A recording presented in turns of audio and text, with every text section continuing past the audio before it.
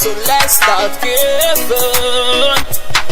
The choice we make, we're serving now all issue will make a better day, just you and me. We are the world, we are BIAFRA. We are the ones who make a brighter day, so let's start giving. There's a choice we're making, we're saving our own lives.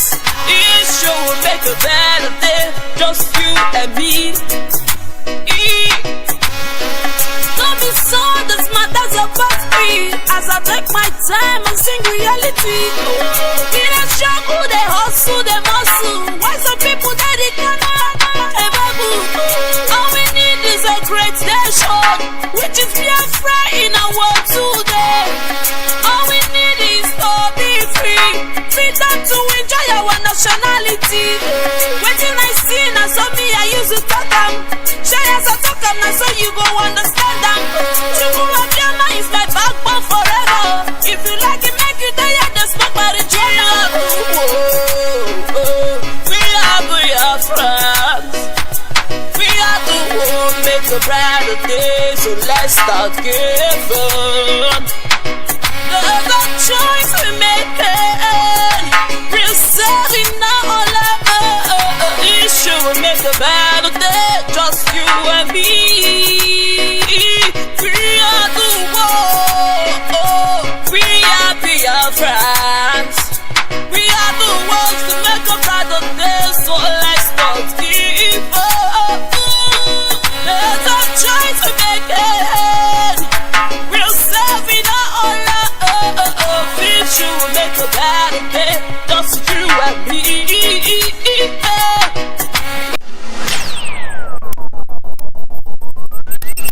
We are the world, we are BIAFRA. We are the world, make a better day, so let's start giving. The choice we make, we're serving now all issue will make a better day, just you and me. We are the world, we are BIAFRA. We are the ones who make a brighter day, so let's start giving. There's a choice we're making, we're saving our own lives. It sure will make a better day, just you and me. See we not in Nigeria, we BIAFRA. Them they carry our money enter area. Make no one know if we done trouble. All I want to let them know it's what's up.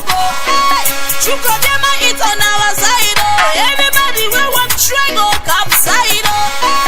And that was an Azukilishi. Them leave us for water to chop on a machine. Hey, I make it put our hands together, so that we go fight to them together. We are BIAFRA. We are the world, make a better day, so let's start giving. The choice we make, we're serving now all issue will make a better day, just you and me. We are the world, we are BIAFRA. We are the ones who make a brighter day, so let's start giving. There's a choice we're making, we're saving our own lives.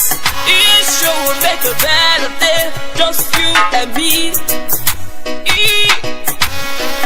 Don't be so this matters about me, as I take my time and sing reality. In a struggle, they hustle, they muscle. Why some people that they cannot ever move? All we need is a great day.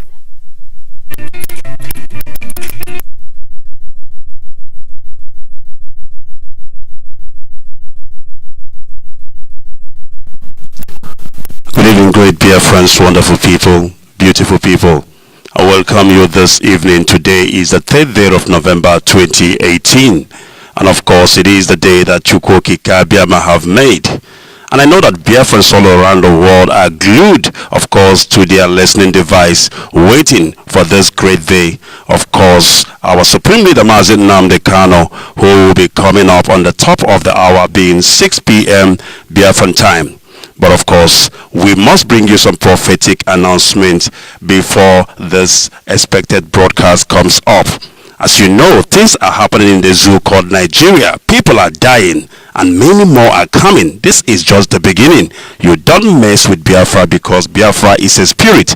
And you mess with Biafra, of course, you will not even live to regret it, but you will be in the grave. And yet, Biafra will come. This is Radio Biafra live presentation. Of course, my name is MAZI Ikechukwu Onoha.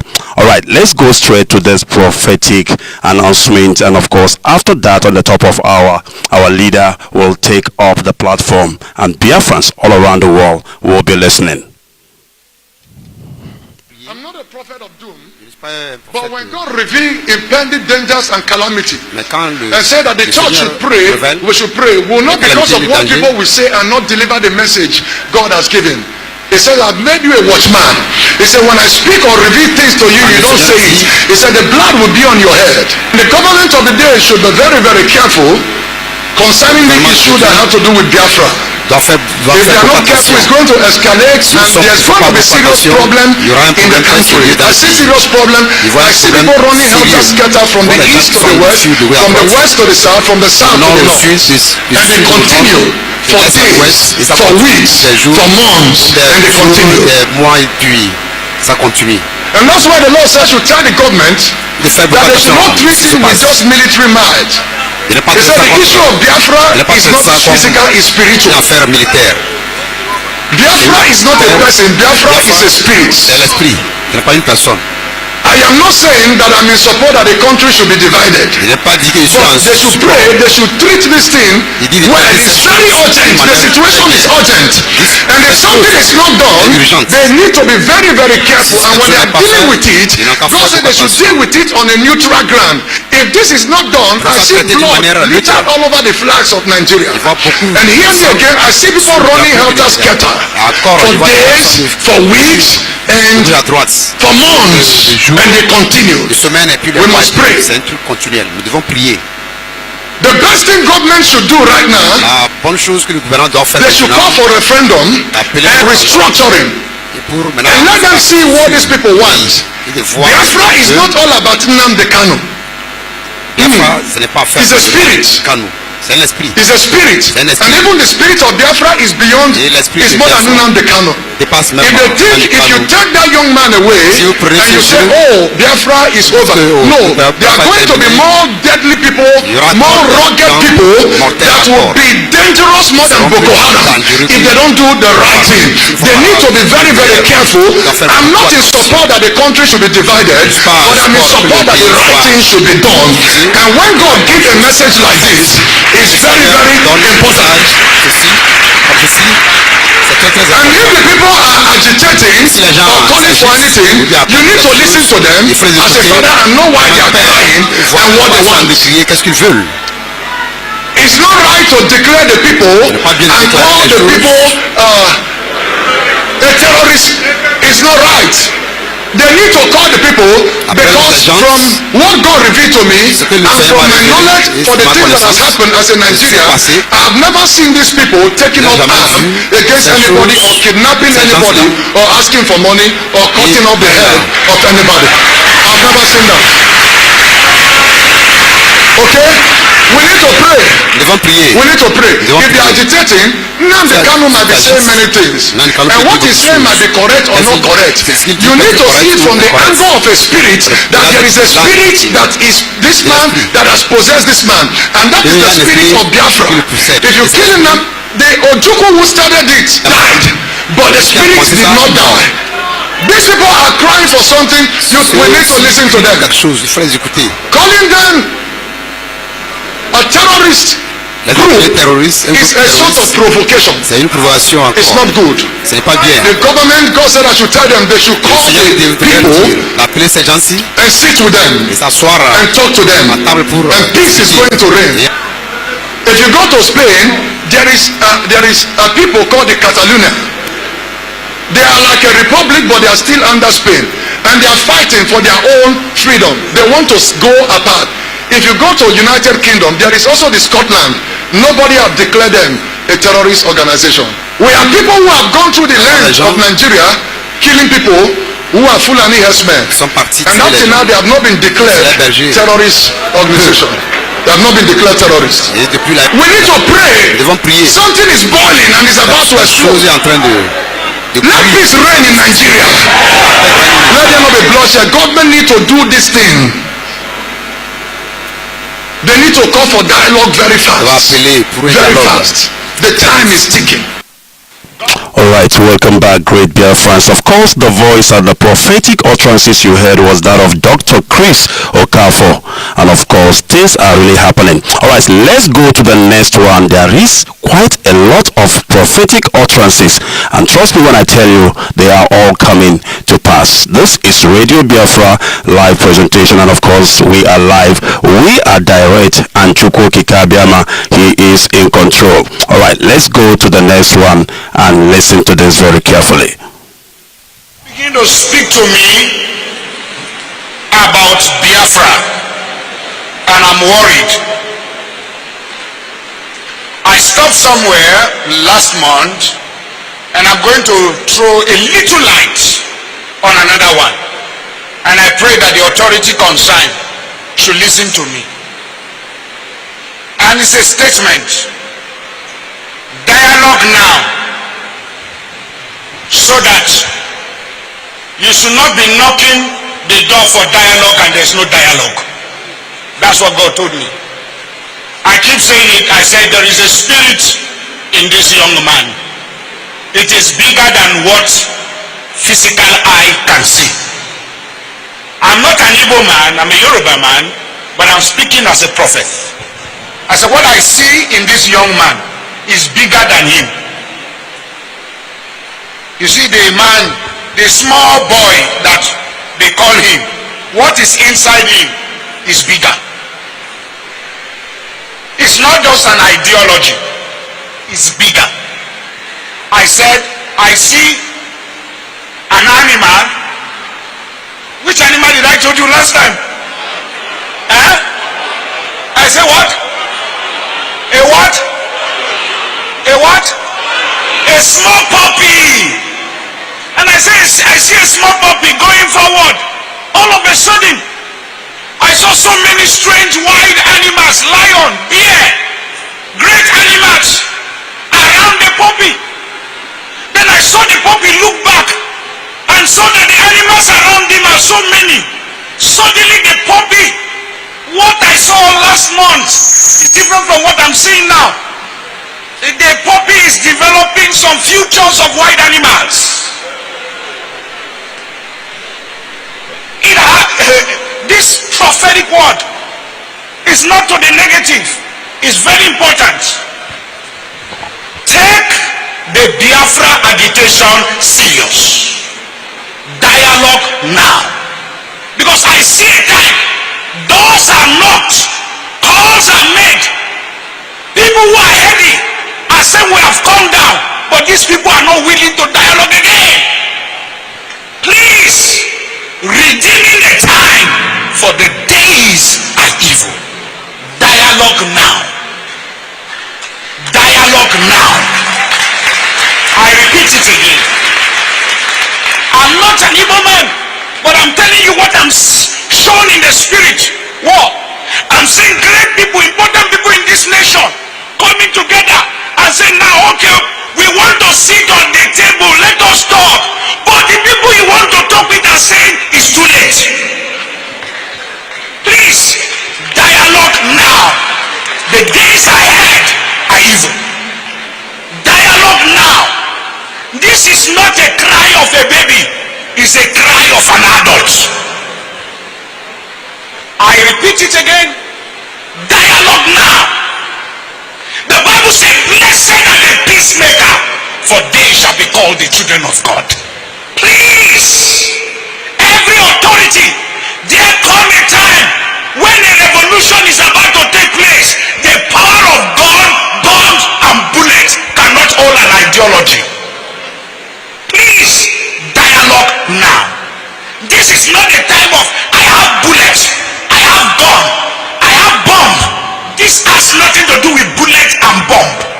If you know what I'm saying in the realm of the spirit, everyone in federal authority should take the Biafra agitation serious. If you are once a founding father of this nation, sit down around the table and listen to your children. Dialogue now.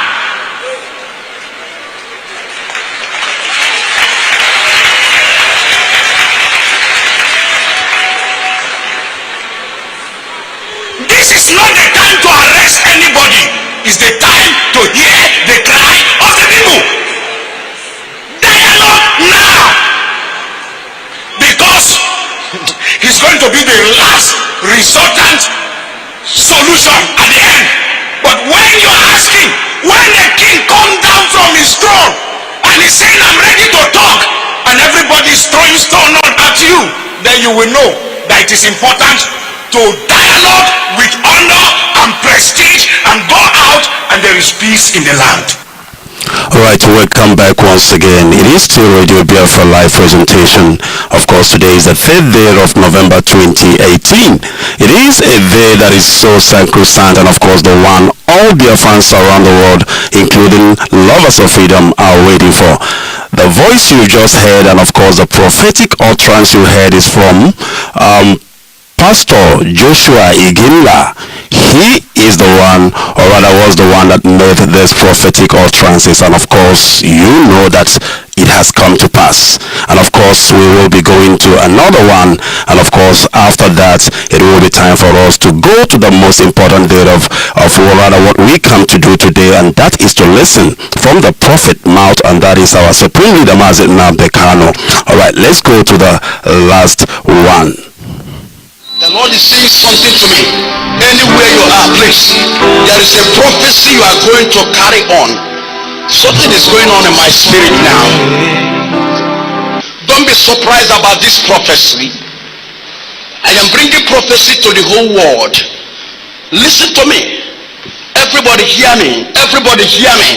Everybody hear me. You can share it. You can video it on your phone, because I am seeing a great danger coming to Nigeria. I've seen a great danger coming on this country.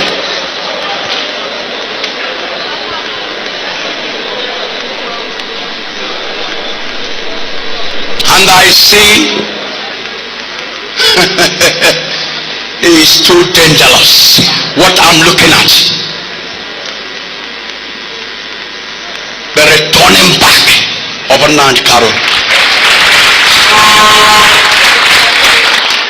There is a rising of action in a full force.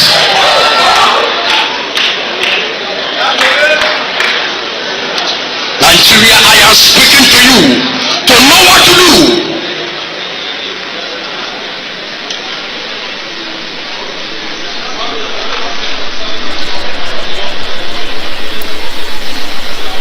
I'm seeing a fire horse coming to bring his vision through. Alright, welcome back once again. This is Radio Biafra live presentation, and of course it is the time we all have been waiting for, and of course it is time for us to cross over right away and bring to you the much expected, much anticipated broadcast of our Supreme Leader MAZI Nnamdi Kanu. Once again, my name is MAZI Onoha, and we welcome you to this special broadcast.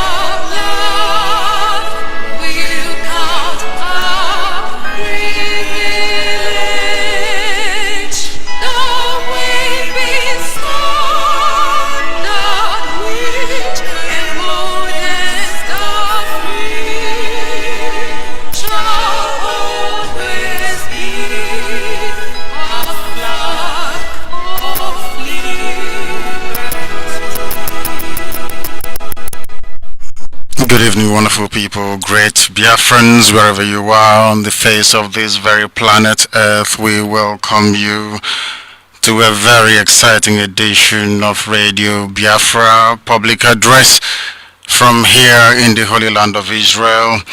I wish to address you this evening, but before I proceed, I must say good morning, good afternoon, good evening, and good night to some of you, wherever you are, across the entire 24 time zones of the world, because I'm aware and I do know that Chukwukika Biama planted his family all over the surface of this very earth, all the way from Japan, where the sun rises, to the western coast of the United States of America in Los Angeles, where it sets.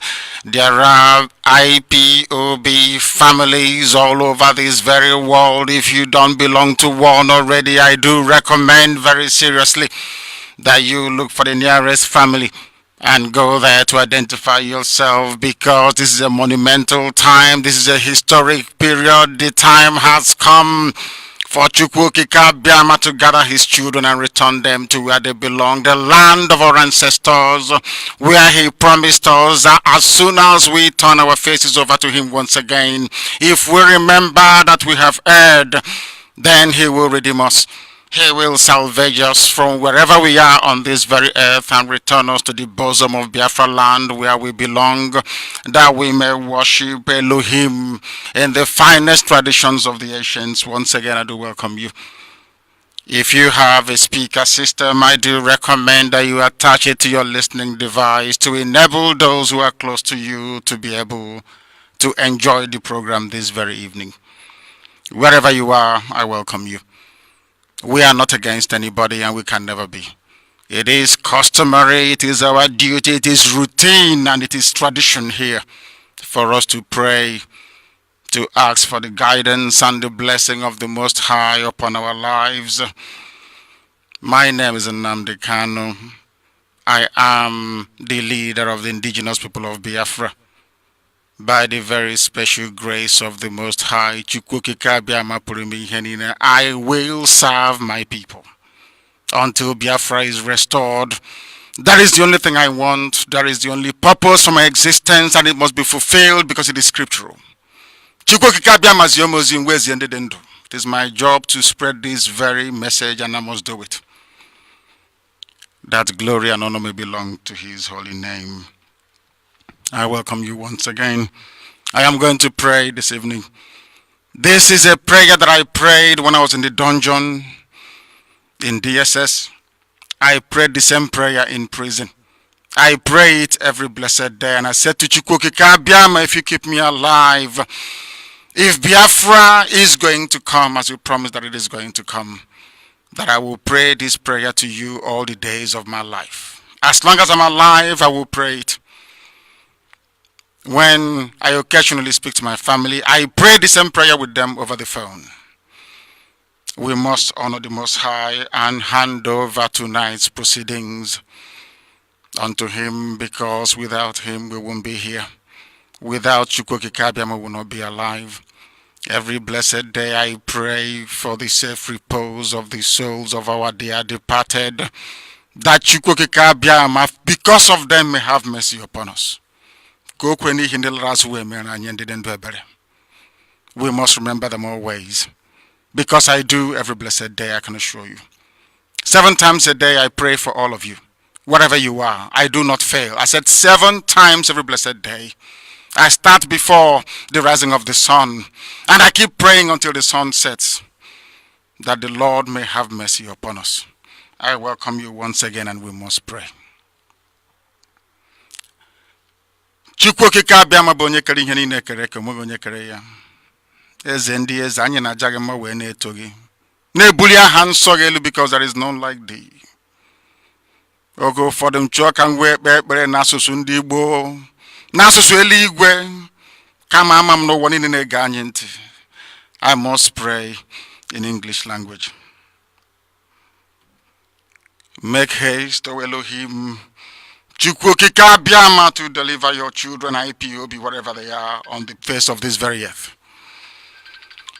Make haste, O Elohim, to help us and deliver us from the shackles and the bondage that we have been subjugated to. We ask you to be merciful. Let all of them be ashamed, confused, and confounded that seek after our lives. Ndị a niile chọrọ igbu anyị, onye nwe m na Chineke nna, biko laa ha n'iyi. Turn them back, we beseech thee, and put them to confusion, those of them that desire our hurt, those that harm us, those that kill us, those that spill our blood, those that conspire against IPOB, because we've done nothing to them. We've done nothing to them. You must, O Heavenly Father, rise up and protect your children. All those who plot against us, those who engineered Operation Python Dance, those who asked the enemies to come and kill me, those who are going about undermining Biafra, Chukwokika Biama, you shall also undermine them. Because that is your promise, that you will take care of your children in time of need. Let confusion be their portion. You will tie them and you will bound them, O Heavenly Father, and you throw them into the pit, from where they can never ever climb out. Darkness will be their portion. Condemnation will be their eternal heritage. Pursue them, O Heavenly Father, and give them the reward of shame and confusion, those that laugh at us, those that think that we are very stupid, we don't know what we are doing. Though they love freedom, they do not know how to go about it, but you have raised this very noble family, IPOB, the entirety of the Biafran nation, to rise up at this very auspicious time, that your glory may once again come down in Africa.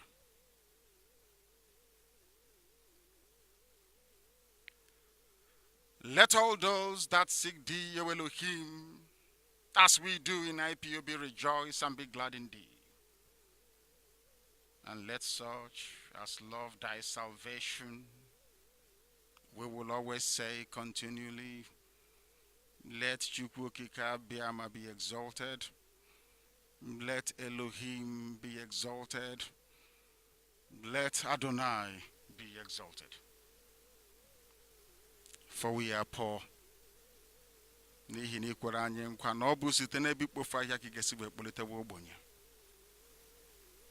are poor and we are needy. Come quickly to deliver us. Come, O Elohim, to save your children. Do not hesitate. Do not tarry, for our enemies are near. That Biafra may be restored and your name exalted and glorified. That your temple may be built at Arochukwu as it was in the old. And ceaseless adoration offered unto your holy name. Elohim Adonai El Shaddai Chukwokika Biama Prumi Henine. Sitene bigebi marone bigebi. Forever and ever we pray.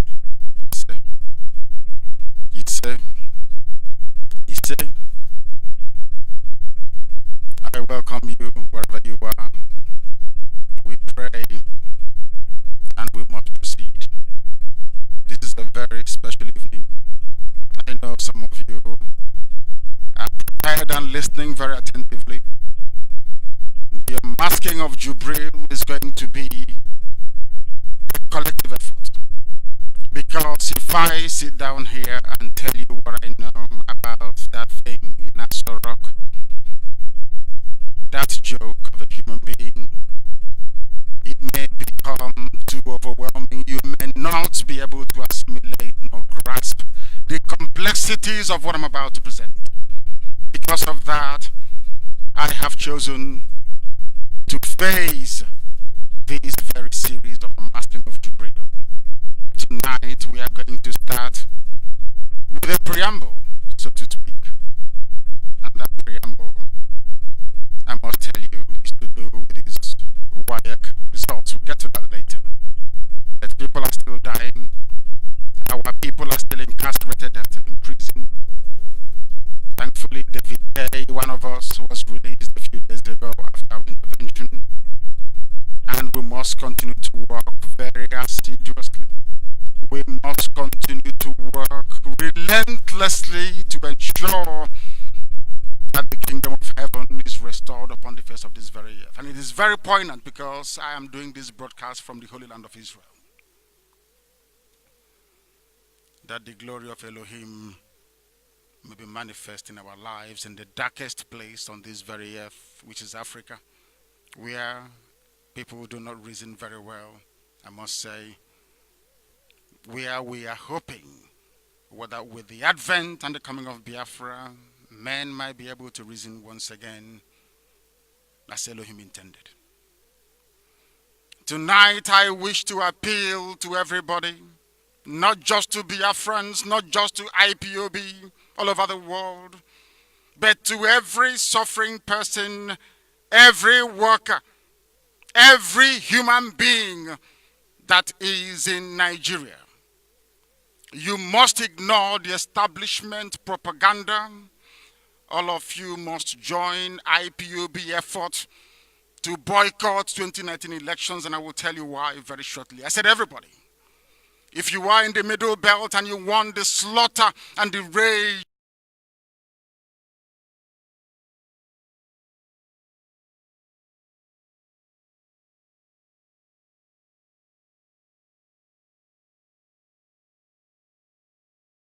by successive regimes of mediocrity in the zoo called Nigeria, you must boycott elections. Those of you that believe in your restructuring, if you want things to change, you need to boycott elections. If you're a graduate and you want to gain employment, you must boycott elections. I will explain very shortly. If you are a student, you are aspiring to become somebody within the geopolitical creation of the British, that very damnable contraption called Nigeria, then you must boycott elections. I know to some people it's slightly confusing. How can you achieve something by boycotting an electoral process that is designed to deliver the type of governance that the people want? It is because Nigeria is not a country. It is a business enterprise. Those in charge of the damnable zoological republic called Nigeria are people representing interests that work contrary to your survival as a person and collectively as a group of people. If you wish to identify yourself with any particular ethnicity or any particular region, any particular nation, I want you to know that the powers that be in Abuja were put together, or should I say constituted, to work against your interest and the interest of your community, the interest of your children, the interest of your family, and the interest of your children. Only an election boycott can save the long-suffering masses of the people across every political persuasion and ethnic divide in Nigeria. That Nigerian politicians, their lawyers, their judges, and their media allowed Britain and the handlers of Jubril to make a mockery of supposedly 180 million people, including those that prefer to refer to themselves as intellectuals, is so pathetic. And that is the reason why Black Africa has no hope. The way we reason is the problem. We are not forensic enough. We are not analytical enough. We are not educated enough. We are not discerning enough to understand when we are being taken for a ride. I am addressing you this evening from the studios of the one and only Radio Biafra here in Israel. It has been said very often that Radio Biafra is the greatest university on this very earth. And unarguably, I know for sure, the most popular radio station in the entire Southern Hemisphere, if not the whole world. As some of you may recall, at some point in the past, for those of you that were there from the beginning, there was a time when we were ranked the #1 radio station in the whole world for 2 consecutive weeks. I was anchoring the program. Yes, I repeat, Radio Biafra was ranked the #1 radio station in the whole world for 2 weeks. We beat the likes of BBC, Radio, VOA, TalkSport, and within a very short space of time became the most listened to radio station on earth. Those that know what I'm talking about. And we are back again, stronger than ever. And the zoo must collapse, whether they like it or not, because I am here and I'm back. There is no alternative. There is no two ways about it. The zoo must fall. And Biafra will rise up to fulfill the promise of the Most High, Chukwokika Abiyama. We must preach this very unorthodox gospel of liberation of the kingdom of heaven upon this very earth. From this very hallowed platform and nowhere else. There is only one IPOB, not two, not three, not four. Criminals, vandals, and vagabonds may replicate and duplicate all they like. There is only one Radio Biafra. There is only one IPOB. Every effort by the Fulani Caliphate to bribe some criminal elements to replicate Radio Biafra and IPOB, to serve a duplicitous zoo interest, have failed woefully and will continue to fail. Their shame is permanent and indelible. Local thieves and political scavengers may try all they can with their corrupt political sponsors to divide IPOB, but they are wasting their time, money, and effort. And they know this. Before I proceed any further this evening, we must salute the courage and sacrifice of Shia protesters in Abuja and beyond, and every supporter of Sheikh El Zakzaki, who despite the slaughter of their members are still courageously demanding for the release of their leader in true IPOB style. We salute their courage. Some of you may not know that a lot of Shia protesters were shot to death in Zaria in 2015. I was in detention then, but I still got the news that they killed over 1,000 people in Zaria. The offense of those that were summarily executed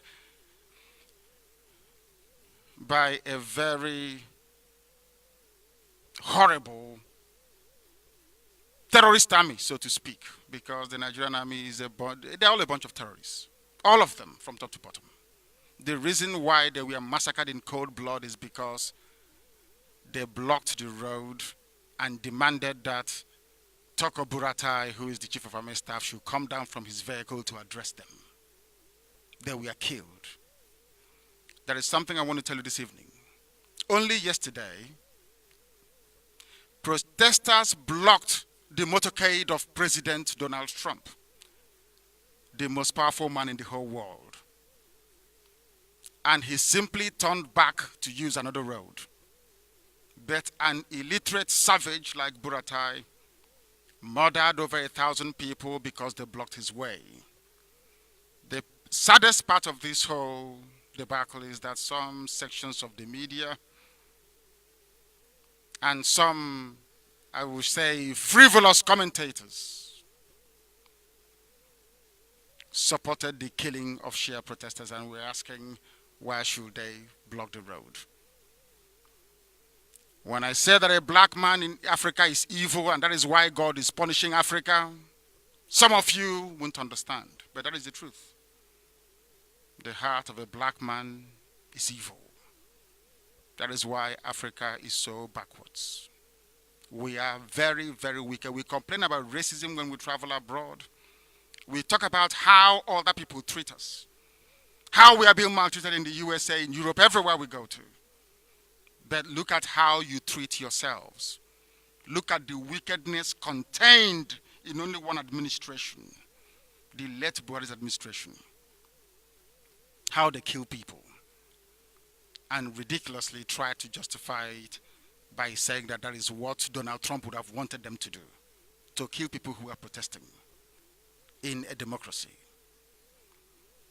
The persistence of Shia protesters will eventually pay off. The British-backed despotic government of Nigeria, ceremoniously, I should say, headed by Jubril, a Sudanese man, have been going around killing innocent people in cold blood, like an army of darkness. The funniest thing is that instead of Abuja residents to rise up and show solidarity with the protesters, they chose to play the role of traffic guide by telling people the areas to avoid. Impunity is being committed. Instead of people to rise up and say that this is evil, it's not good. All they can do is, oh, please avoid the Nyanya. Don't go through whatever. What are the names of those places they have in that decrepit place?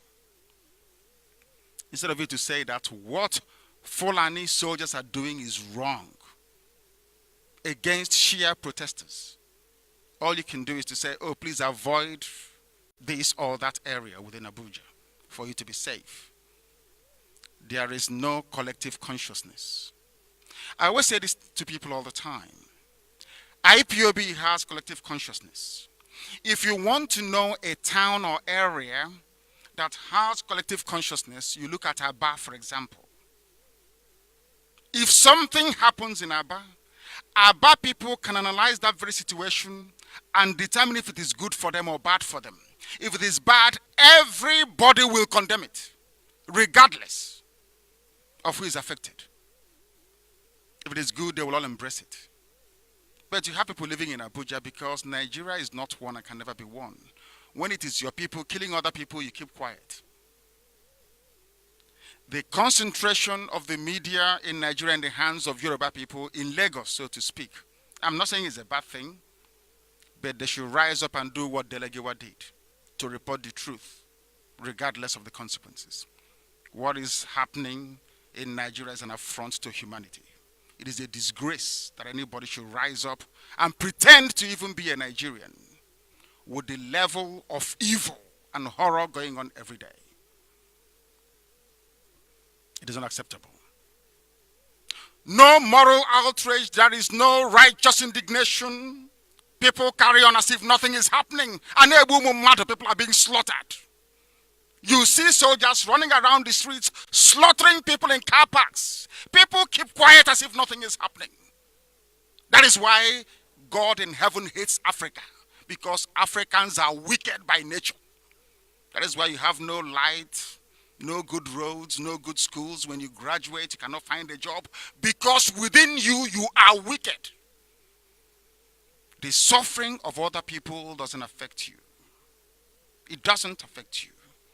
You can accuse Europeans of anything or of everything. You can accuse Americans all you like. But there is something they cannot tolerate. If not for the intervention of the Western world, some of us wouldn't have known about the Rwandan genocide. Look at our genocide. The second after the Jewish Holocaust. Our family, the Jews of Europe, they lost 6 million people. We Biafrans lost 5 million people. Nobody remembers us, because the heart of a black man is evil. That is why Africa can never, ever be developed until Biafra comes. Tell them that is what Nnamdi Kanu said this evening. Africa, I'm making it very clear. Look at South Africa is falling backwards once again. It's in the hands of black people. They are going backwards. And for the few successes we have recorded in places like Botswana and Rwanda, when the people in charge now leaves and goes, you will see what the next idiot will do to those economies. South Africa is going south, isn't it? The economy is being run down as usual because we are in charge. There is something wrong with us. And that thing is that we don't have empathy, the ability to help those who cannot help themselves. That is what makes you an uprightly moral person. That is something we must know, recognize, acknowledge, and prepare to do something about it. That is why Biafra will be different. This episodic slaughter of innocent people in the zoo called Nigeria and the criminal silence of the population makes me wonder if the people we are dying for every day are actually worth it. Some of them think Nnamdi Kanu is pursuing Biafra is a parochial interest. He wants only Biafra to survive and not the rest. I am not stopping you from joining us. I want us to be free. I want to set my people free from the damnable zoological republic. Nigeria is unsalvageable. You cannot save it. There is no Jupiter that can save the zoo from collapsing. It's impossible. The only thing holding us together is oil and gas. Sometimes I pray to Chukwu Kabiama. Let there be no oil and let there be no gas so these vultures can leave us alone. They should leave us alone. The envy, the hatred, and the jealousy is too much. I say to my Israeli friends here, you say you go through hate. The other day, some people were slaughtered in a synagogue in Pennsylvania, the Tree of Life Synagogue. May their soul rest in perfect peace. They were killed for no other reason than they are Jewish. That's all. Their crime is that they were born Jewish and praying. That's all. The same hatred we encounter. If you say you are an Igbo man, people will hate you.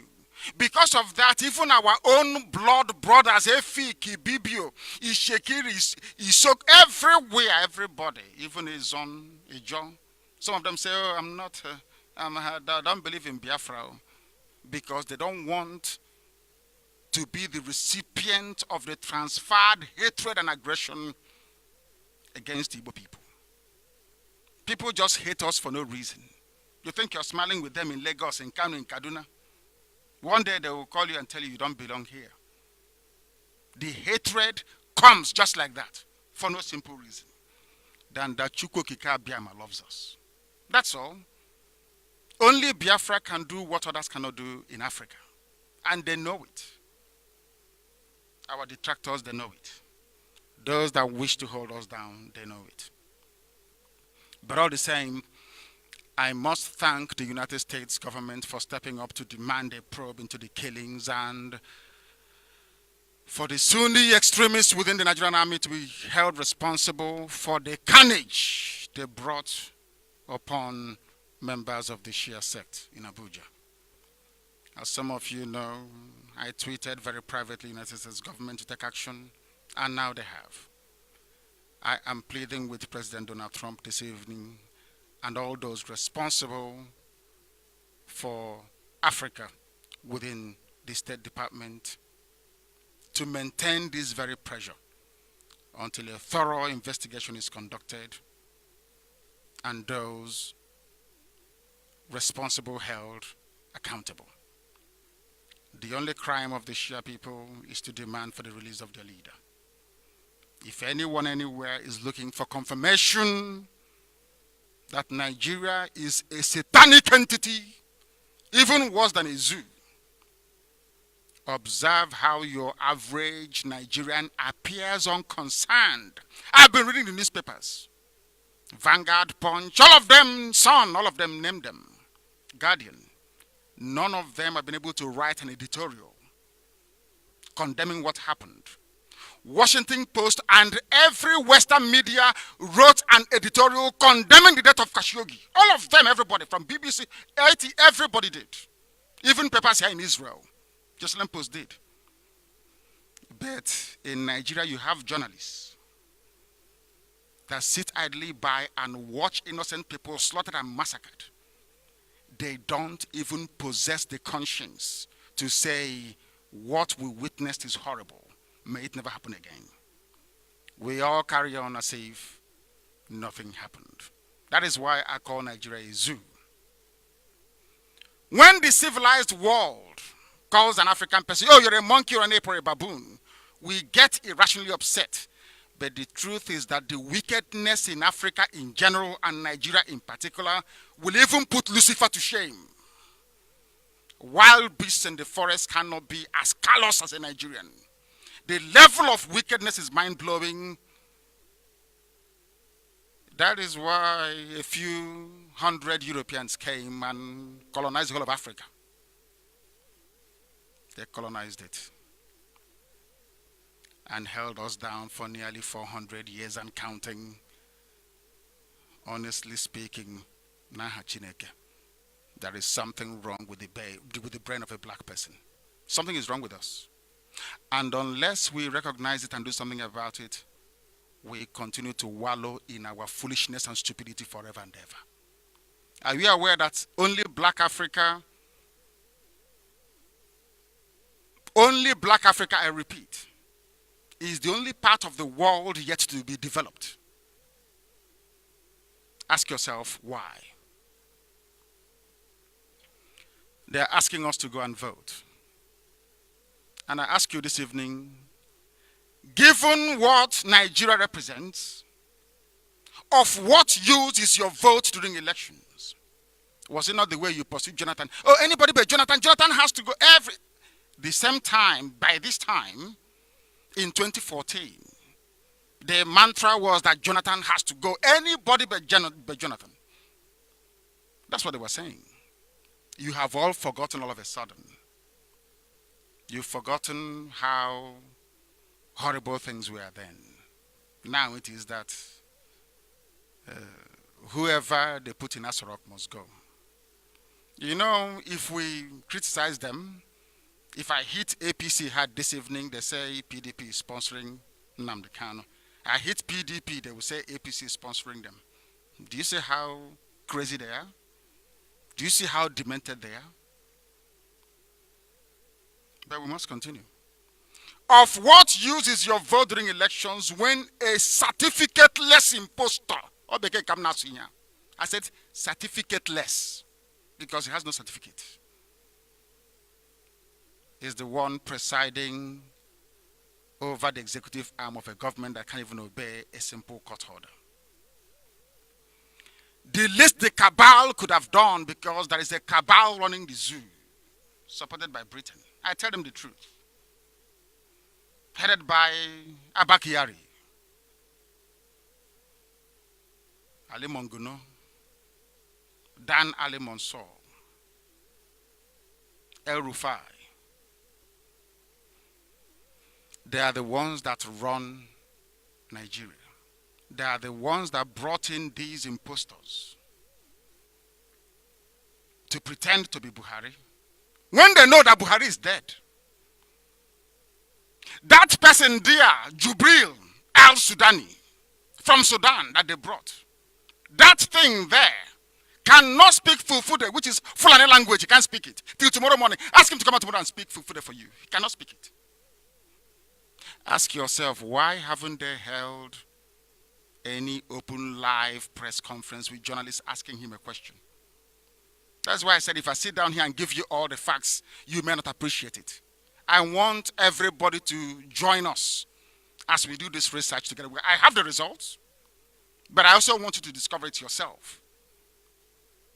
Ask yourself many times over. Look at his fingers. Look at it. He is between 45 to 55 years of age. He's not up to 60. He's a young man. And look at his ears very well.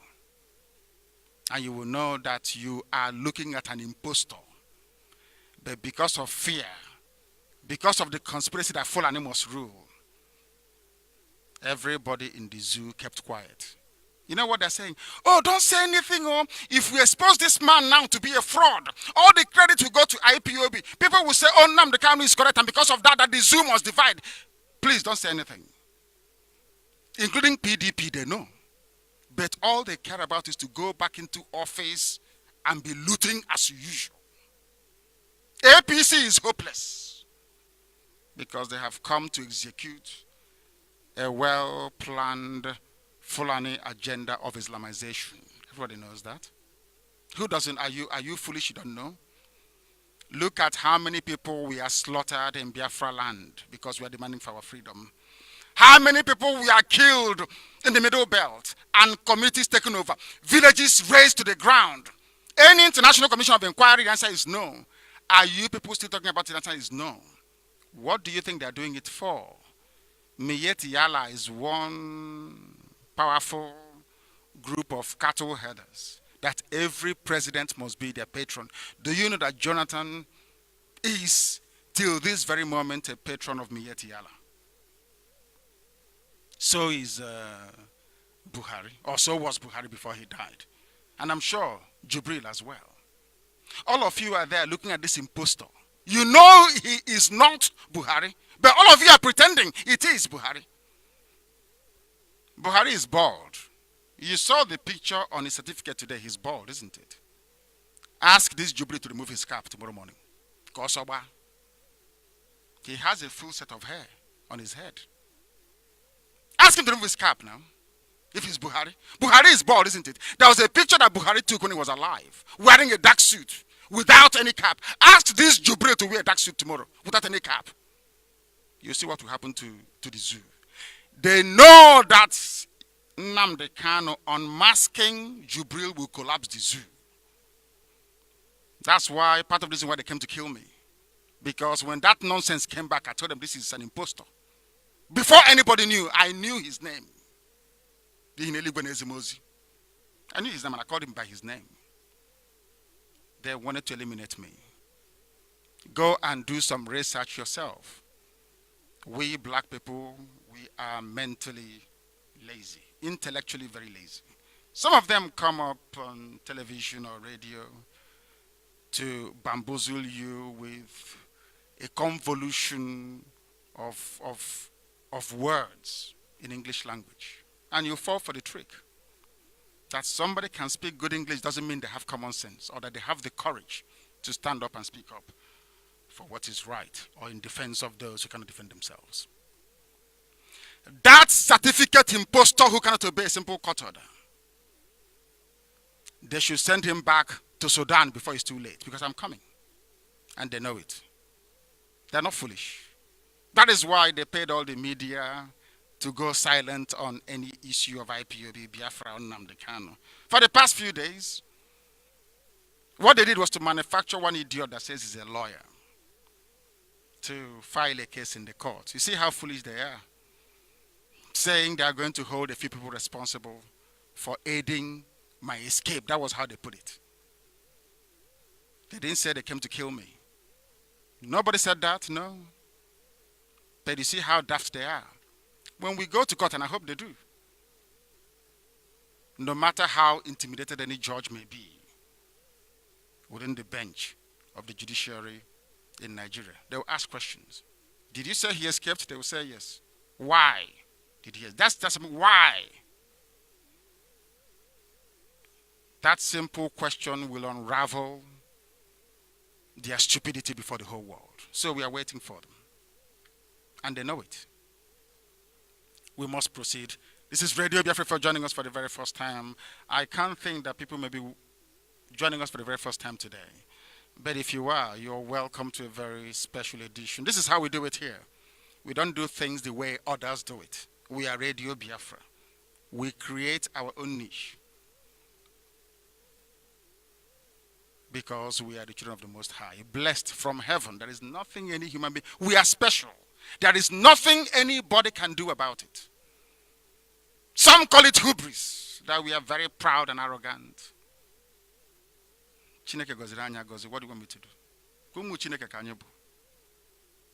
We must do what is right. We love everybody and they know it. But they hate us for no reason.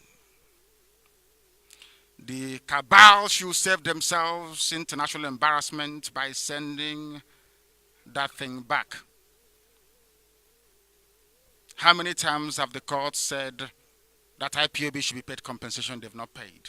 How many times have a judge ruled that somebody should be released and they're not released? But you have Senior Advocate of Nigeria, you have judges, emeritus judges even, luminaries, professors of law and jurisprudence, and all of them babash rubbish. They can't do nothing. Somebody that was supposedly elected by the people cannot obey simple court order. And you want people to go back and vote again. Do you see how foolish people are?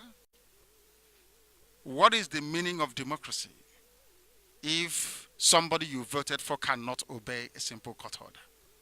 That is why Middle Belt should not vote. That is why Southern Kaduna should not vote. That is why Yoruba land should not vote. I know what concerns them is oil and gas. Come and take the damn thing. We don't need it. Take oil and leave us alone. No, that is the only reason why I say one Nigeria. This is our country, Nigeria. Is because of oil and gas in Biafra land. They don't need you. You must be stupid to think that they need you. Who told you they need you? If they need you, why have they not opened Iguacha Seaport? Port Harcourt Seaport that I asked them to open. Why haven't they opened it? I asked them to open Calabar Seaport. They've not opened it. Why not? Ask yourself if they love you. Why can't you board an aircraft at Margaret Egbo in Calabar and land in Los Angeles. Why not? Or in New York. But you said they love you. Oh, we are in one Nigeria. But people can fly from ordinary Maiduguri with Boko Haram ravaging everywhere. International flights are taking off from Maiduguri. Sometimes with a bunch of flies inside the aircraft. From Kanu. From ordinary Kebi. Ordinary Benin Kebi. They have airport. Now, if this thing Nnamdi Kanu is doing, it's not good. You are an idiot. You have no brain. And I'm back. I'm zorging to save you from your ignorance and stupidity. Because you have a house somewhere near a dustbin in Lagos. You took leave of your senses. But I'm not here to indulge anybody. People know who I am and the way I preach. If you don't like it, who knows, tomorrow you might be in a coma somewhere. We must continue. Sambo Dasuki is, I will keep saying it. Oh. Every time I come out, I remind them. Biafrans who went out to protest during Trump rally, they're still in jail for no reason. Because the message is afraid. I'm afraid. I don't know what is going to happen to me. I was just promoted to become a magistrate. I don't want to take it. This is somebody that swore to uphold the law. And every day, Nigerian Bar Association conference, we are, hey, this is a sand, Leonard Silk. Rubbish. We are empty brains, they know nothing. You preside over a judicial system that is not only decayed, but shouldn't exist. You don't know that written law is meant to be practiced by civilized people? Only a civilized president can see a law and say, I must obey this law, is what we legislated upon. We must continue to do our work. And I tell you the truth. Some of you don't like it, but you know me now. Do I care? You know I don't care. But eventually Biafra will come. The 3 prophets have spoken before me. People were showing it to me today. You catch words with a poem telling this is what we're going to play. I said, okay. This was when I was incommunicado, nursing myself back to good health, that they made these prophecies, as if they know me. That there is no more time for discussion. You know it's over. Discuss what with who? Or over what? Ndiara. They will see what is coming now, and I'm sure they know. They know very well. There's no need to going over it again. How can Nigerians pretend they're practicing democracy when the supposed dividend of democracy, which is the obedience to the rule of law, cannot be adhered to? Sometimes I wonder, is it the same God in heaven that created black Africa, of course, except Biafrans, and other races around the world? The wickedness of a black man is mind-blowing. No wonder other races treat us like animals. The most backward continent in the whole world where nothing works is Africa, because Africans are wicked. We are very, very wicked. Very, very wicked, I tell you. And we must change, or else our destruction is near. Only South Africa is a ray of hope. Do you know why? I want to go to South. I'm going to South. White Europeans built South Africa. That is the truth. You may not like it, but it's Yokokob. White people built South Africa, not blacks. Ask yourself why. I am Nnamdi Kanu. I speak the truth. I have no time. I don't pity myself. I don't believe in racism. You can only be racist to me because there is no Biafra. If I have my Biafra, I'll go back to my country and I'll make it a paradise. So I never ever feel sorry for myself. Oh, they are being racist. Rubbish. Nonsense is because we are useless. That's why they treat us like animals. You don't know this word is respect. Is US not respecting China? Do you know why? When United States sends a rocket to the moon, China can do the same. Russia can do the same. France can do the same. Britain can do the same. Japan can do the same. That is the basis of equality, not out of pity. Oh, we are human beings as well. Oh, help us. Rubbish. What can you bring to the table? If not mass migration and dating up any and everywhere where you're found. Have no time for self-pity. And they know me for that. And that is why they respect IPOB and Biafra. We have no time for self-pity. I'm not blaming Britain for making sure that 5 million Biafrans were slaughtered to ensure that their oil and gas keeps flowing from my land. I don't blame them. They are doing it to defend the economic interest of Britain. So you don't know. When you migrate and you're looking for a visa to go to America, is it for American interest? Is it not to go and work and send money home? I'm asking. Nations do things to protect their national interest. Britain wants Nigeria to continue because with Nigeria the way they are, being run by very foolish Fulani men, they can take as much oil as possible and as much gas as possible, and nobody will give a damn. I'm coming to Ken Saro-Wiwa. It's going to be a very lengthy program this evening. Ken Saro-Wiwa that fought and died to make sure that Ogoni people have some semblance of decency of a life. What has become of the Ogoni struggle today? Of the original Mossop before that real estate, that block molder, you know, where adopted the name. Mossop. Ken Saro-Wiwa, how many of you remember him? But I do, despite all he did during the war. I do remember him, and I pray for him. How many of you remember? They say they have leaders, PANDEF, SDEF, Niger Delta's governors and senators, South. Rubbish. Rubbish. They've abandoned the struggle to liberate our people. They go to Abuja, they give them a politic bag of money. And they come back and say, we are the elders. Our children are listening to us. Stop. People are still dying. Do you know how many of our people are in DSS detention from South? So-called? Do you know how many? No, you don't know. The struggle must continue. We must set the whole of Biafra land free. We are not asking for Biafra, so an Igbo man will be the president of Biafra, and Biafra is going to be a confederation. I repeat, confederation with 100% resource control based on ethnicity. Understand it very well. The biggest and the greatest natural resource anybody can have, I preach this all the time, is your brain. Japan has nothing. No coal, no oil, no bauxite, no gold, no magnesium, nothing. Because they have brain. But somebody from an Alamajiri from the desert will tell you, oh, we don't have any oil here. If we allow Biafra to go, where will we get oil and gas to sell and get money to travel to Dubai and do shopping?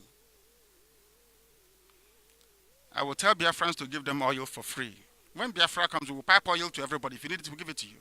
West Africa is even too poor. We will pipe free oil and gas to West Africa. Free, I said. So they can develop themselves. We are in a very sorry state in Black Africa. I'm telling you, may the good Lord have mercy upon our dark, wretched souls. We must continue. El Zagzagi must be freed alongside Dasuki and all political detainees. Biafrans in jail must be freed. They know that. And I'm sure the prophets have told them the consequences. Ikechuku, you play it again, the prophecies from those prophets. So they will hear what is about to come. Oh my goodness me. Had the zoo succeeded in killing me by now, they will be partying on Hanese.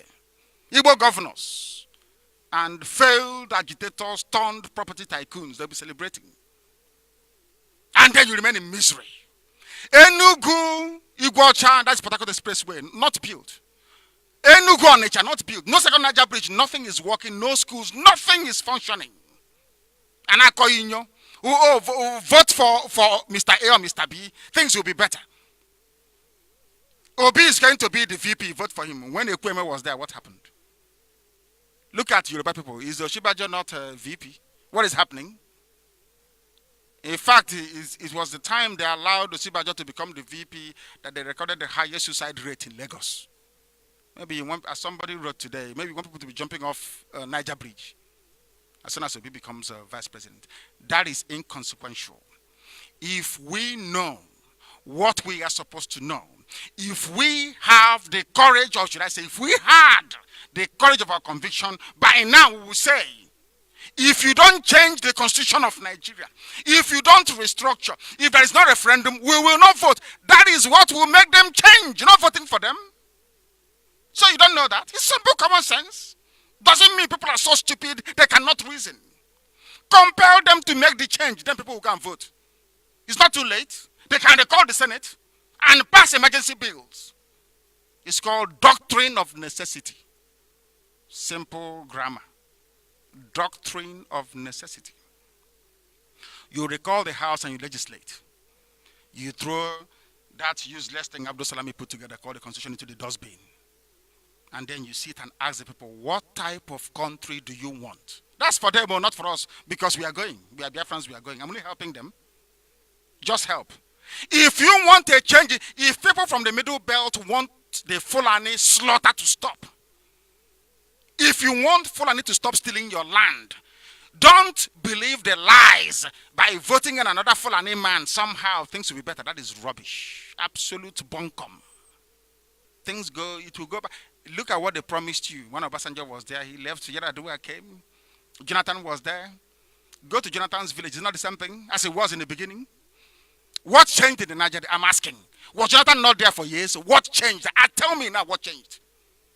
Being a president is not going to solve your problem.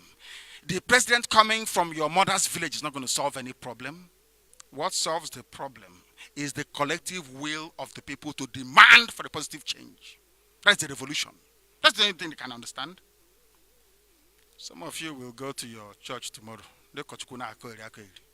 And then what will happen? You go and vote. In 4 years' time, you're talking about the same thing. Over again. We must continue. Not every pastor is bad. You must know that. Some are very good men.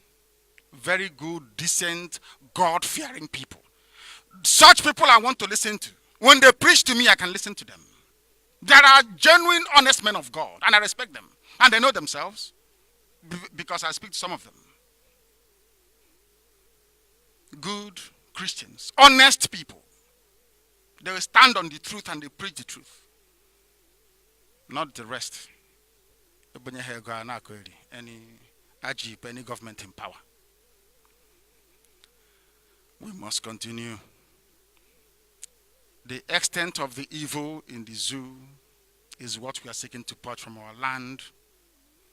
I don't want anybody within IPOB or the wider Biafra family to be driven by jealousy to do anything or to help the enemy to undermine what we are doing. Biafra will not be like any other wicked black African country. That is why we insist now that it must be founded on truth. Transparency and honesty under the Almighty Creator.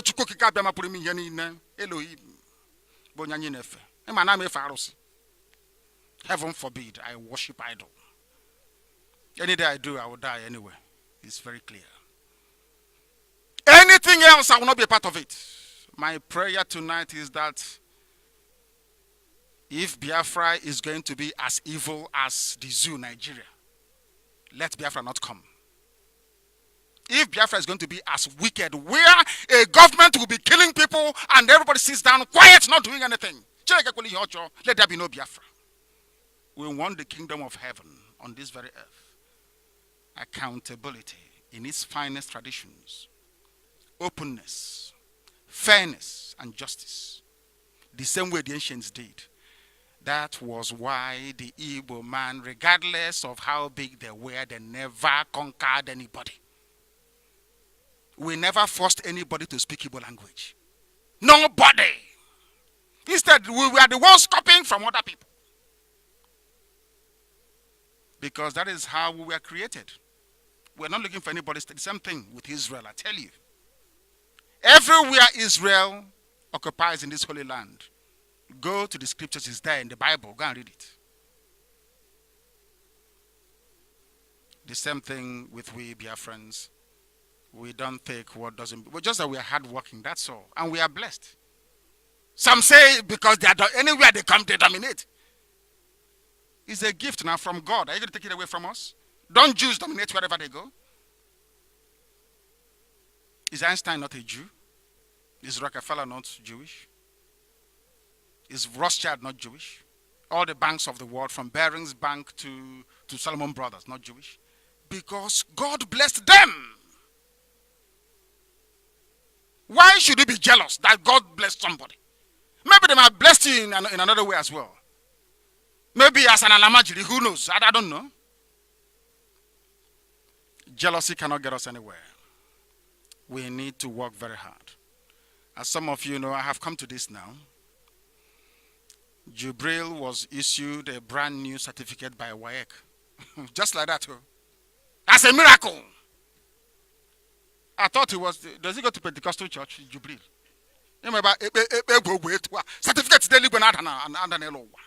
Certificate now. But there was a small mistake. The certificate Buhari, the dead Buhari used in 2014 had mathematics in it. Have you noticed?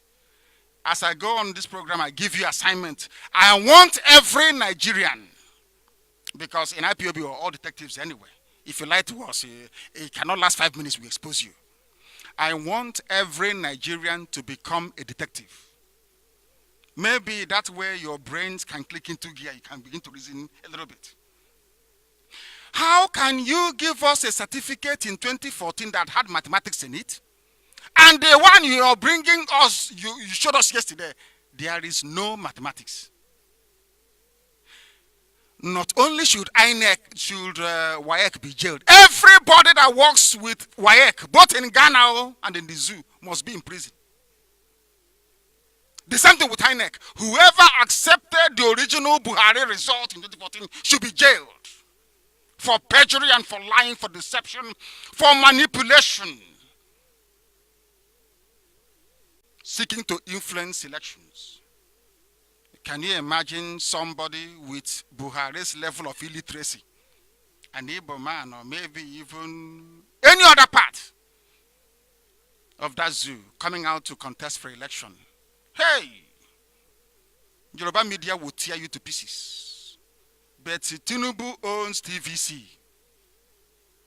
The Nation, is that correct? They know Buhari has no certificate. But they said or wrote nothing about it. Do you know why? It is better for them that an illiterate, evil man like Buhari is in office than somebody else. Do you know that? Very sad indeed. This is what I mean by inbred corrupt nature of a black man. The WAEC chief, I'm sure he read in Oxford, Cambridge, MIT, Toronto, everywhere. I'm an educated man. Do you know who I am? I studied in Russia. I studied in Alaska. I studied in Massachusetts. I studied in Canada. But why will you, as a PhD holder, issue a certificate, a fraudulent certificate, to somebody who is not well educated enough to defend it? Why would you seek to deceive 180 million people, I ask? Why? To serve what purpose? Because you need money when you see your G. Bribery na tohaka sugar. They gave me heaven and earth in detention and I said no. The railways they are building in the zoo today in Nigeria, I was the one that gave them the idea in prison. I told them what to do to improve employment for the youth. Do you know that? This night I'm telling you, for free. Because that's what I read. But if you go to BBC website, they will say, oh, Nnamdi Kanu is an estate agent. They don't want to let you know how intelligent I am. They don't. They say, he's broadcasting from a flat in Peckham. Ain't no flat, ain't no Peckham. He's a Wakage. Then my house where I live, 30 Sandlings Close is a house. Because they feel that by belittling, you will look down upon the person. I know them. It's where I read and worked for many years. I know how they work. And they know that I know how they operate. I told the zoo what to do, how to implement their railway program, and they did it. And you know what they did? they cut out Biafra land, Southeast and South one. It's not there. That tells you who they are and how. And an Igbo man is the transport minister. To be Kamechi, if he cannot build railway for us, what makes you think that P2B will be any different? How do we reason sometimes, Seth? How do we actually reason? Gamfort is an Igbo man. An Igbo man has to. Rubbish.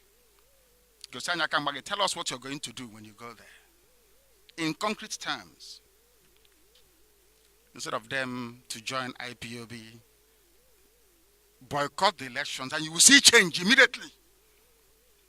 That change they've been promising you since the white man left in 1960. You will see it in 2019. Only if you join IPOB to boycott elections, there will be earthquake. Things will change overnight. Immediately. Do you know America went through a revolution and kicked the British out? Do you know even Britain themselves had a revolution? What is happening today in the zoo is human nature. People must be corrupt, despotic, dictatorial, and wicked. It is left for the population to sack them. How many Nigerian soldiers are there that we cannot all rise up and say enough is enough? How many, I ask you? Look at Hadi. Do you know a man called Cromwell? You know, some of us are not well read, but fortunately I am. Cromwell, Oliver Cromwell. When he overthrew the monarchy in England, he cut off the head of King Charles I and said, I want to show you that all men bleed red blood. That's why England is like that today. That's why they have House of Commons for commoners. And that is where the power lies. Forget that her Britannic Majesty, Queen Elizabeth, is the sovereign. The power lies in House of Commons. Look at America today. George Washington led a revolution. I want to go to the US, I want to queue.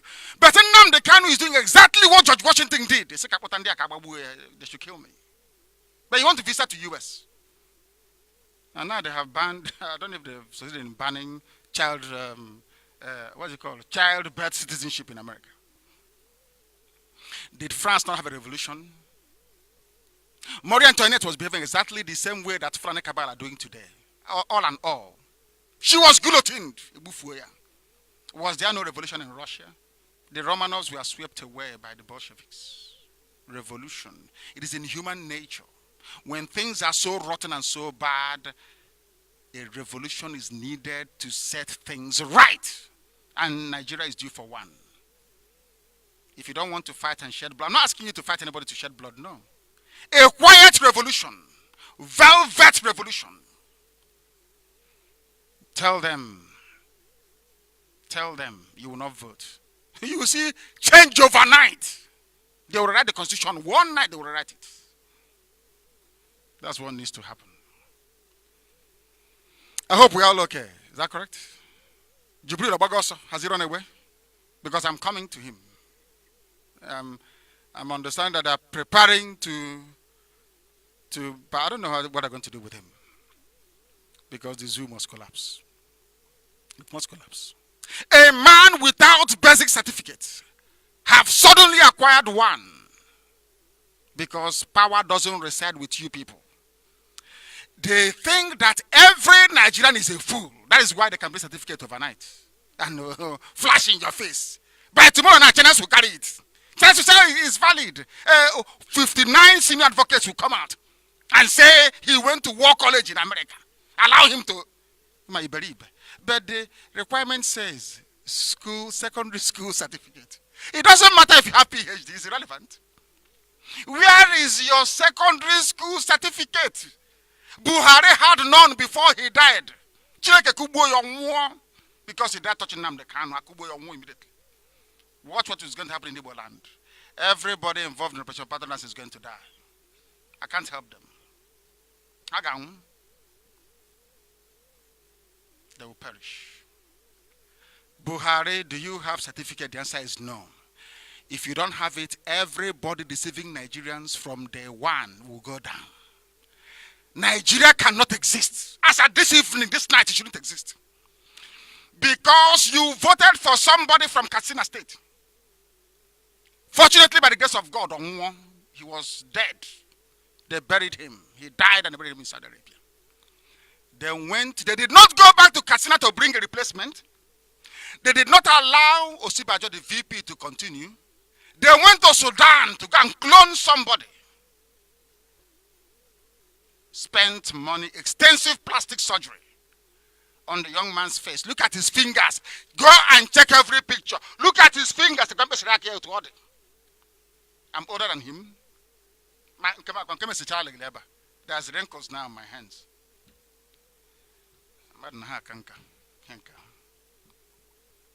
But if you go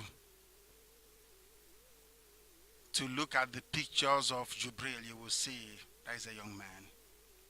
This young man is from Sudan. They brought, it's an insult and an assault, not only on the intelligence, but on the sensibilities of the people that call themselves Nigerians. Do you see why I call them zoo and animals? And they get upset. So all of you professors are there. Emeritus bishops and archbishops, whatever you call yourselves. They went to Sudan to bring something for you that you don't even know. Today, that thing is the one directing the slaughter of innocent people. A Sudanese. And you're not ashamed of yourselves. Empty noise makers they are. Nothing in their brain. Absolutely nothing. Nothing. Don't forget that the Fulani cabal will do anything to sustain themselves in power. To maintain power, they will do it. Let me ask you, those of you that want to vote. When Ekiti election was rigged, what did you say? You said, oh, go to court. When they rigged Oshun elections, that the United States sent their observers who rightly concluded that the election was a sham. What did he say? Oh, go to tribunal. Typical black African man. That was why only 400 mercenaries from Britain came and colonized the whole of West Africa. 400 only. First of all, they went to Ghana, conquered a few people in Ghana, raised an indigenous West African army called the West Africa Frontier Force. Used black people from Ghana to conquer black people in Nigeria. Do you see how foolish we are? Do you see how foolish we are as black Africans? We pretend we can reason. I'm a professor, I'm this. But a Sudanese is in Asorok. An impostor from Sudan. No live press conference. He doesn't attend rallies. They said, how about presidential debate? Presidential, since you no longer go to hospital. This is a man who is dying a skeleton. No, he no longer goes to hospital. Why don't you attend presidential debate? They said no, Yemi Osibajo will go for them. And everyone accepted it. People are clapping. Oh, it's Yemi that will go. It's not him. But it's a presidential debate meant for president. The vice can debate if they like. Because the cabal is playing with all of you. With the help of Yoruba media. They are playing with all of you. I can understand that Yorubas may love Hausa Fulani more than the rest because a sizable chunk of Yorubas are Muslims. I understand that. They owe their loyalty to Sokoto Caliphate because every Muslim in Nigeria, you must be loyal to the Sultan of Sokoto. It's a religious edict. You must be. The same way every Catholic in the world, so to speak, must be loyal to Rome. You must be loyal to Sokoto Caliphate. So don't blame Tinubu, he's a Muslim, or Fashola, he's a Muslim, Lai Mohammed, a Muslim. So when they do all these things, don't blame them. They are trying to protect their religion. Before they even think about you. Igbo presidency 2028 or 2029, and they are. They hate you if you don't know. You are despised because of your industriousness and your God-given talent and intelligence. You are despised like Jews are despised all over the world. Don't you know that? Or in your useless PhD thesis, you didn't recognize that or write about it. The one is in Hagra school. We must continue. INEC will announce victory for Buhari, or Jubril, so to speak, and nothing will happen. You can't do nothing. After 2-3 days, they call your traditional rulers, give them one bag of Ghana must go each. They call the journalists and renew their sandal slippers. And that'll be the end of it. What will you do? Nothing. As long as Britain is supporting them. It is their sphere of influence in Africa. Britain owns Nigeria. So that is why United States cannot just come in to do anything. So you don't know that? Today we are telling you. There is nothing anybody can do to stop the criminal Fulani cabal. Absolutely nothing. Sometimes I think what they should be giving us is Buhari's death certificate, not WAEC. Death.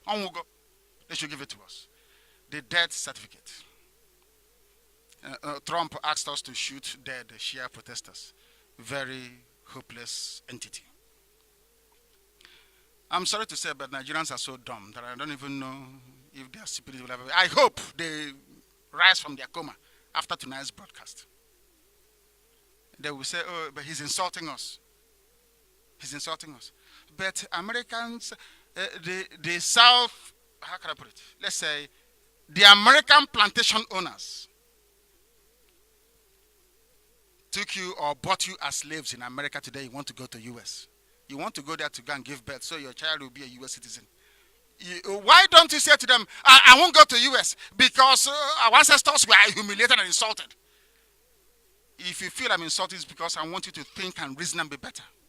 It doesn't make any sense.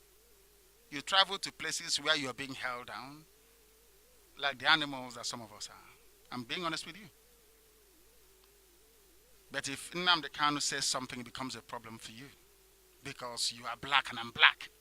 How dare me, how dare this man insult me? But a white man can insult you and you take it. That is the depth of your intelligence. But we must continue. I'm telling you the truth, what you must do. Nobody can attest to a non-existent result. WAEC is in trouble. INEC is in trouble. APC is in trouble. Jubril is in trouble. And the zoo must collapse. I have not come to the area where I said I'm going to bring you all the evidence. We are coming. Only WAEC. Only that fraudulent, falsified, fabricated result displayed by APC and the presidency yesterday will collapse the zoo.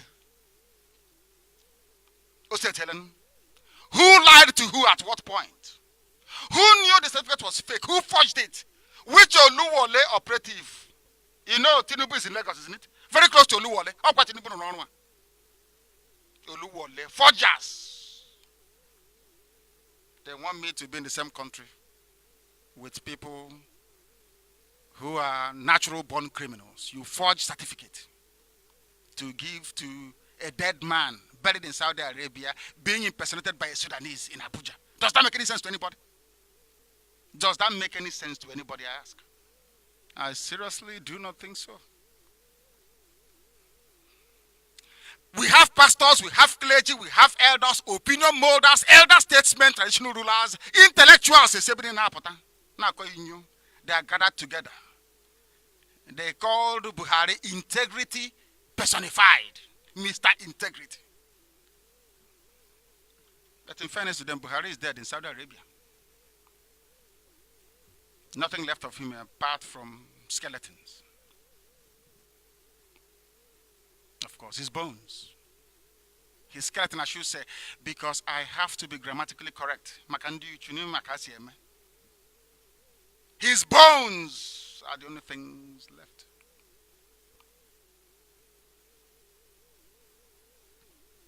If at all, it is still there. It's the only thing they have left of him. And the poster is in Abuja. This was a man some Christian leaders, I'm talking about Buhari, thanked for his impeccable integrity and encouraged him for working hard to make Nigeria better.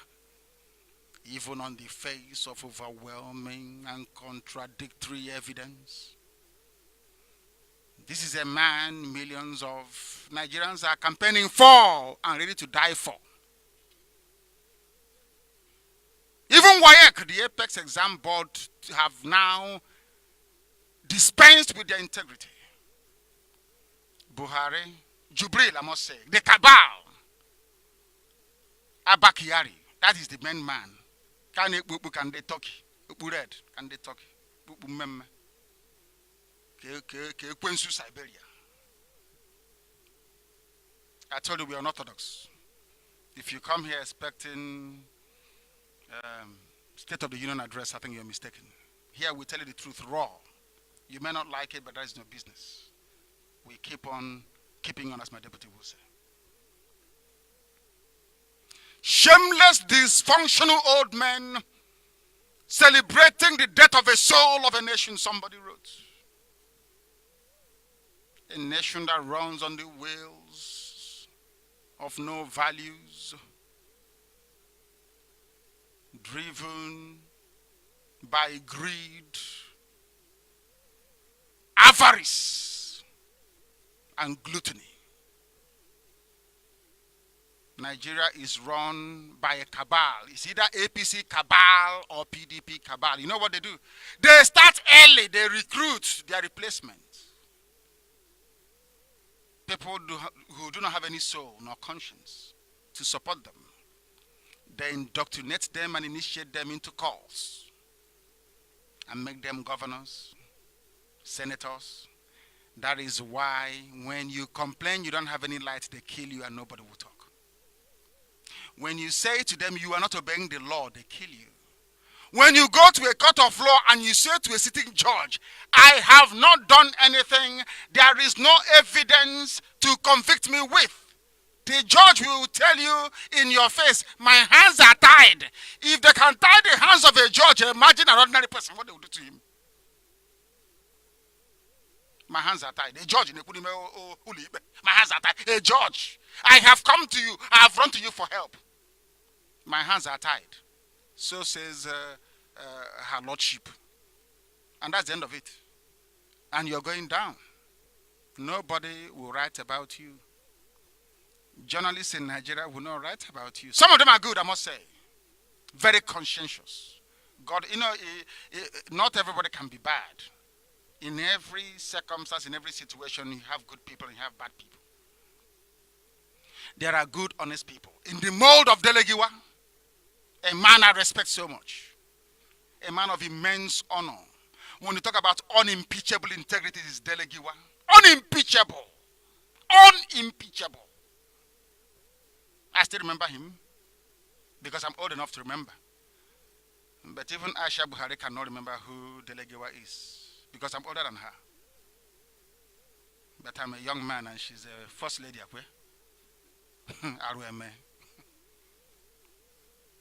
They celebrate mediocrity.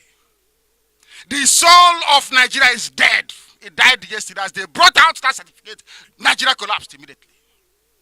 They have now shown the world how fraudulent they are. But if we all keep quiet, nothing will happen. We must pursue this certificate saga until the zoo collapses, until they do the right thing and they know what to do. Bring out the constitution, place it on the table, ask the people, what do you want? That is referendum. That's what I'm asking for.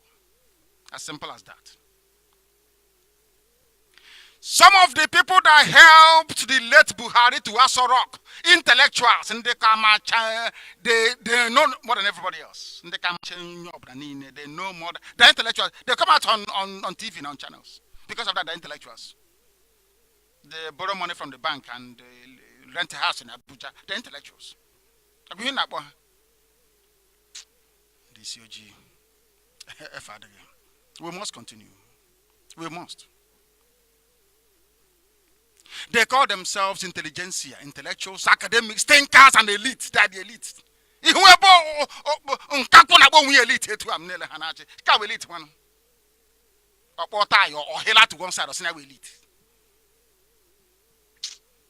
The Lord have mercy upon them. They are dumb, very dumb.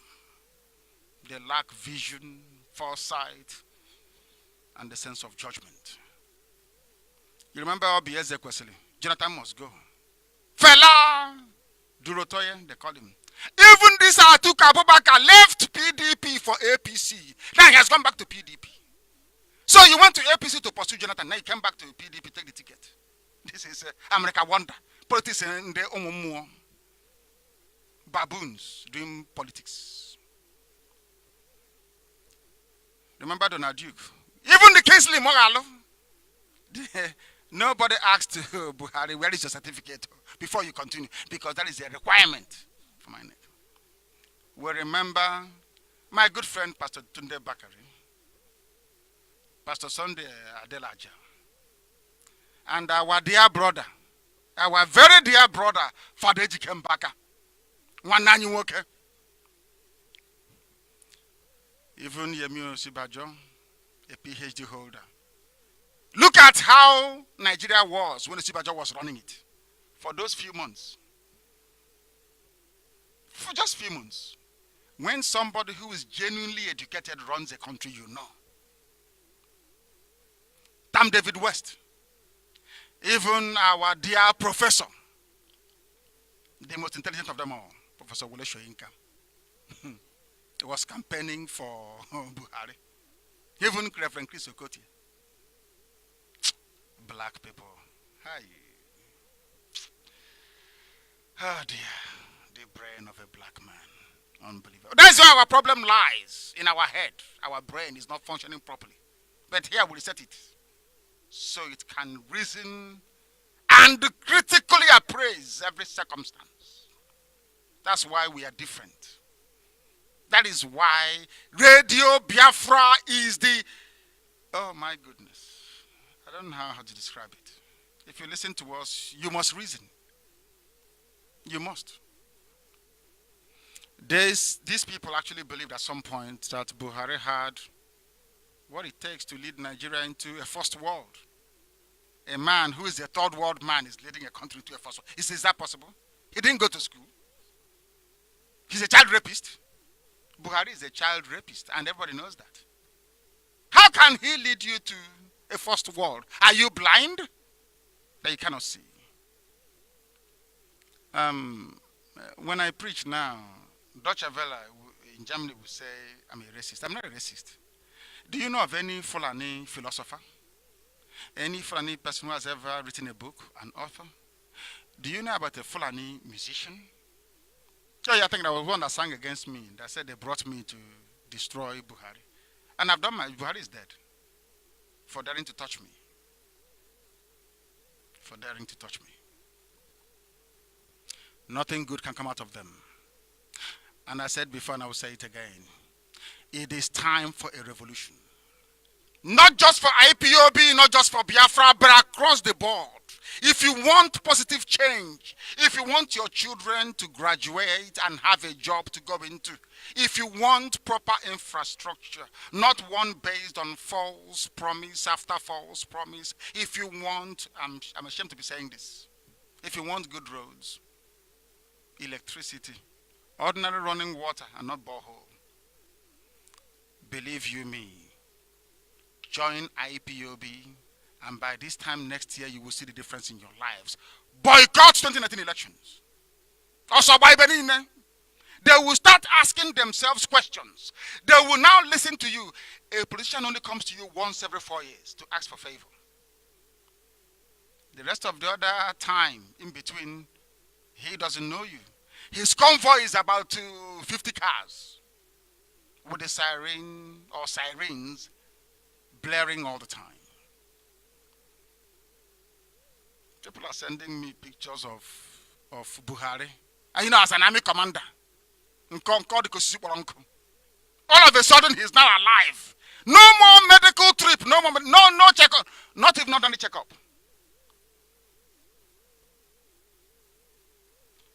The zoo is in trouble. Hey, my goodness me. Buhari was a coup plotter in 1983. They forgave him. Buhari then killed innocent people, especially Igbo people, for crimes they did not commit. For crimes they did not commit. They killed them because they're Igbos. No Igbo man spoke or said anything. They saw Buhari destroy the economy in 1983. They saw the role that Buhari played in Abacha's government. They read all the threats of violence against the nation. Baboons and monkeys will be soaked in blood. Buhari actually, fortuitously I must say, called Nigeria a zoo before I did. They saw Buhari harass Lama Deshino of Oyo State because of Fulani headsmen. Buhari himself led Sharia protests that claimed innocent lives in 2001. They are still killing the name of Buhari till this very day because Buhari is Fulani hitman. He is the one that will complete the work of Otman Danfodio, but he's dead. After seeing all that this man did, they still supported him. Buhari is a thief, we all know that. This is the tragedy of a country like Nigeria, a country that is dying. I'm appealing to everybody tonight, it doesn't matter who you are, your ethnicity, your religious orientation. It doesn't matter if you're a father, a mother, or a child. It doesn't matter where you live or what you're doing. The time is now to change things for the better. There must be a revolution. No other way about it. All the promises, dividends of democracy from Obasanjo's era to now, no single change. Because you don't know that when APC said the change begins with you, that's the only slogan they've gotten right. From tonight, that change is that you will not vote.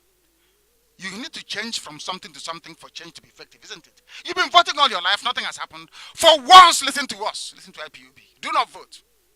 If they know you're not going to vote, believe you me, before January 15th, they will do something radical. And your lives will change for better for the rest of your lives. The power is in your hand. The power is in your hand. Make them understand you will not vote, and you see how things will change. If I wanted the betterment of myself and my family, I will accept the stupid money they gave me and all the positions, and that'll be it. But they know me, I cannot be bought. I do not change. Those that know me, they know. Once in a while, they sponsor fake propaganda. But I come back on air and I'll still say the same thing I've been saying from day one. Those that know me will know I have not changed one iota from the first day I came on to Radio Biafra to preach this gospel of redemption. It doesn't matter if you're a pagan, Christian, animist, Muslim. That is not important right now. What is important is that you rescue yourself.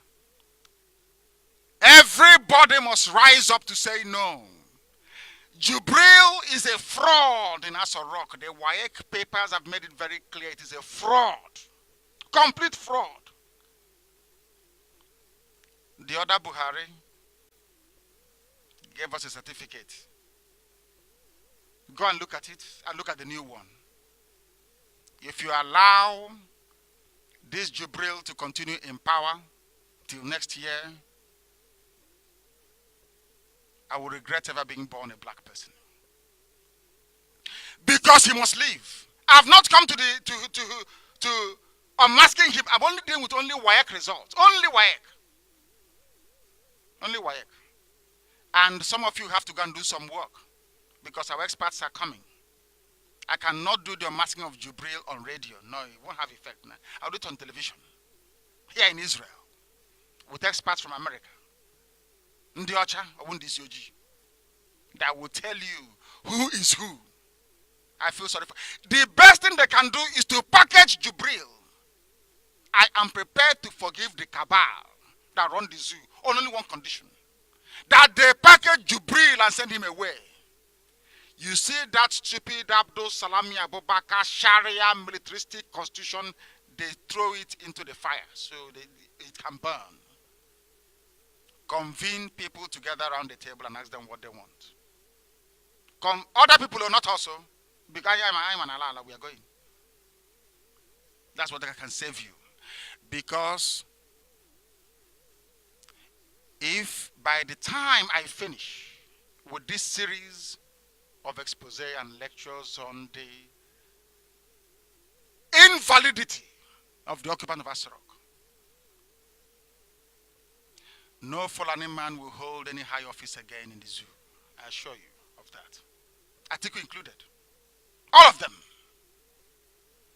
Because what Britain is doing with Fulani people is an abomination in the sight of the Almighty God himself. I assure you. That's why they want to kill me. They know they can't succeed now. They know that. Chukwu Kabiam is with me. Have you seen the passport photograph on the new certificate? Buhari is bald. You see how they are digging their own graves one after the other. How they are incriminating themselves every time. Look at the picture on, let us assume the picture was taken recently. Yes? Is that man not bald? I'm asking those of them with me in the studio. Is he bald or not? He's bald, is that correct? Now ask Jubril to take off his hat tomorrow morning. Those in Asarok, ask him. Tell him, Your Excellency, please take off your hat, fresh air, so you can receive fresh air. Also about tomorrow. Because that thing there from Sudan is not bald. Ask him, that's just simple. It's a simple thing. I want everybody working in Asarok from tonight be looking at Jubril. I don't want to confuse you people. Because there are actually many. But that's why I said, if I do it here, you'll all get confused. You know, I don't want some corrupt journalists to be writing tomorrow. Oh no, they're saying it's more than one person. But you know it's more than one person. They know that too. I have the data. That is why experts are coming from the US to support me here in Israel to bring the zoo to an end. Maybe the certificate will do it before that time. But I am going to tell you what to look for. For those in Asarok, I'm not saying those outside, those working in Asarok. You call yourself a patriotic Nigerian, yes? Do you support the imposition of an impostor from Sudan to act as your president? I give it to you. Maybe you don't like Biafra. You don't like Nnamdi Kanu. Even myself, when people don't hate me, I'm not happy. I need hatred to be able to function very well. If you claim you love Nigeria, I want you to look at the man, Jubril, any of them that they bring, look at his head. Ask him to take off his hat. Osawa. You will know that what I'm saying is correct. I'm not going too far. I've not come to DNA. Simple feature. Hey, my hair is receding.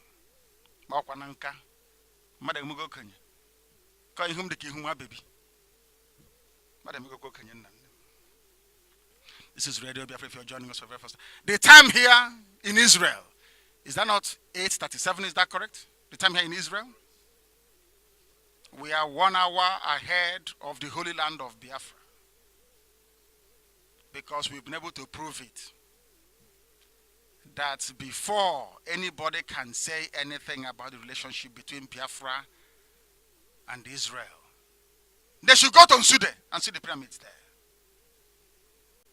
There's only one other place that pyramids were built by Jews. That is in Egypt. And that's where our forebears learned that very trade, and they brought it to Udi. Nsude is in Udi, in Enugu. We know what we are saying. You debate me. If you say you're intelligent, come out and I'll give you a line, you debate me. If you survive for 40 seconds, then I know you're a man or you're a human being. 40 seconds, I'll demolish you beyond recognition. You never knew there were pyramids in Sudan before. These are intellectuals, so Igbo historians, intellectuals. You never knew. Did you? Neither did you know that our forefathers wore talit. Oh my goodness. Because of Jubril's WAEC fiasco, certificate fiasco, I instructed IPOB lawyers yesterday to file multiple cases across West Africa compelling WAEC to present a very credible explanation as to why a Sudanese man in Abuja should be presented with a certificate of a dead man, if at all it ever existed. So it's a very long and arduous process, but we're going to get to the end of it. Simple that Russians were suspected of involvement in US elections. They are dragging President Trump all over the place. Suspicion that they set up email addresses and Facebook accounts. That's all from Russia. Imagine WAEC trying to influence who becomes the president of a country. What could be worse than that? As somebody observed earlier today, as part of a commentary somewhere, I now know where to go and get my grandfather his certificate if he wants one. Just go to WAEC and give them money. They'll print them for you. Do you know what WAEC has done? Some of you don't know because some of us don't reason very well. Do you know what it means? Anytime you apply for university abroad, that university is inclined or could be inclined not to accept your result. Because WAEC issue result to anybody that pays them. Do you know that? You don't know now. So you think it's only about Jubril and Buhari and the APC. It means that the integrity of WAEC has been shredded forever. Most registrars and schools around the world will find it very difficult to believe your certificate anymore. That is the implication. But some of you don't know this. But I'm telling you for free. For free. I'm sure that the Lagos media will write about it tomorrow. But we must continue. I'm sure before 2 more address to our people, Radio Biafra will go back to being the #1 station in the world. I assure you of that. Number 1.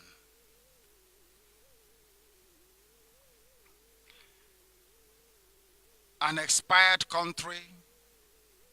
The tendency for Africans to gravitate towards deceit and evil must be brought to an end. We love evil. It must end with this certificate saga. It must end. Jubril must be returned to Sudan. And those of you that call yourselves Nigerians, you can sit around the table. We are doing you look at IPOB doing all of you a favor. We are doing you a favor. Sit around the table and decide the type of country you want. This is your opportunity. God has given all of you an opportunity. Your pastors will not preach it tomorrow in church because some of them have collected money to campaign for PVC, so they won't say anything.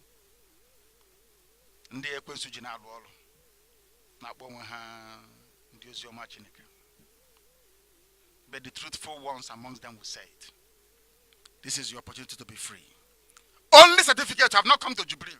Only certificates we're talking about. All the lives of the young people have been drained away. Our children, there is no hope and there is no future. You graduate, nothing. Absolutely. Who doesn't know an unemployed graduate around him or her? Now, this night. Do you think that somebody who forges a certificate or a party that is involved in forgery can give you a decent life? Is that what you think? A party, a political party engaged in mass fraud and deception. You got ended mad. And in fact, I expect a hemorrhaging of members away from APC. That's why you should start. Nobody should be in APC. To show disdain, but being black, being black, and that evil we have in us for being black, we can't say anything wrong with this. And that is why we have no light, why we have no running water, why we live like animals, basically, because we support evil. That is why evil dwelleth in us, which is very sad. Not in IPOB, as into word. Not in IPOB. The greatest enemy of a black man is his poor reasoning. Are you tired? Huh? My goodness. The greatest enemy of a black man is poor reasoning. The only political change a black man understands is violent military coup. The only thing they respect. I think we're discussing this yesterday. That's the only change they respect. If tomorrow night they start playing martial song that Burata has taken over, people will be jubilating. You need to make that change yourself. The change begins with you. By rejecting everything to do with Nigeria. Let them come and beg you to vote. Then you give them conditions. But if you go back and you go and vote again, under this constitution of 1999, may the Lord have mercy on your poor wretched souls in the zoo they call Nigeria. I know some of you are so hungry because you're black. You must behave as a black person. Some of you will collect 1,000 naira to go and vote. I know that. But know that if you collect that 1,000 naira, you go and vote. All it takes is only one checkpoint. They'll take the money back from you. One checkpoint, oh. Only. Clear, park well, clear well. Inner light, outside light, engine oil light. Everything light. Brake light, brake pad, they want the light, you turn it on. If you don't have it, you clear well down. So the 1,000 you took from a criminal politician will be gone. And you start life all over because you're a black man and you're stupid. You don't reason very well. Go and study the history of revolutions all over the world. If the poor people don't rise up to speak, the criminals will keep on subduing them. WAEC is a fraudulent, do I call it entity? Let me put it that way. WAEC should be disbanded. WAEC should be disbanded. WAEC shut down across West Africa. It's a haven for criminals and for fraudsters. Now, when a white man says, you're a black man, you're a fraudster, you start complaining of racism, isn't it?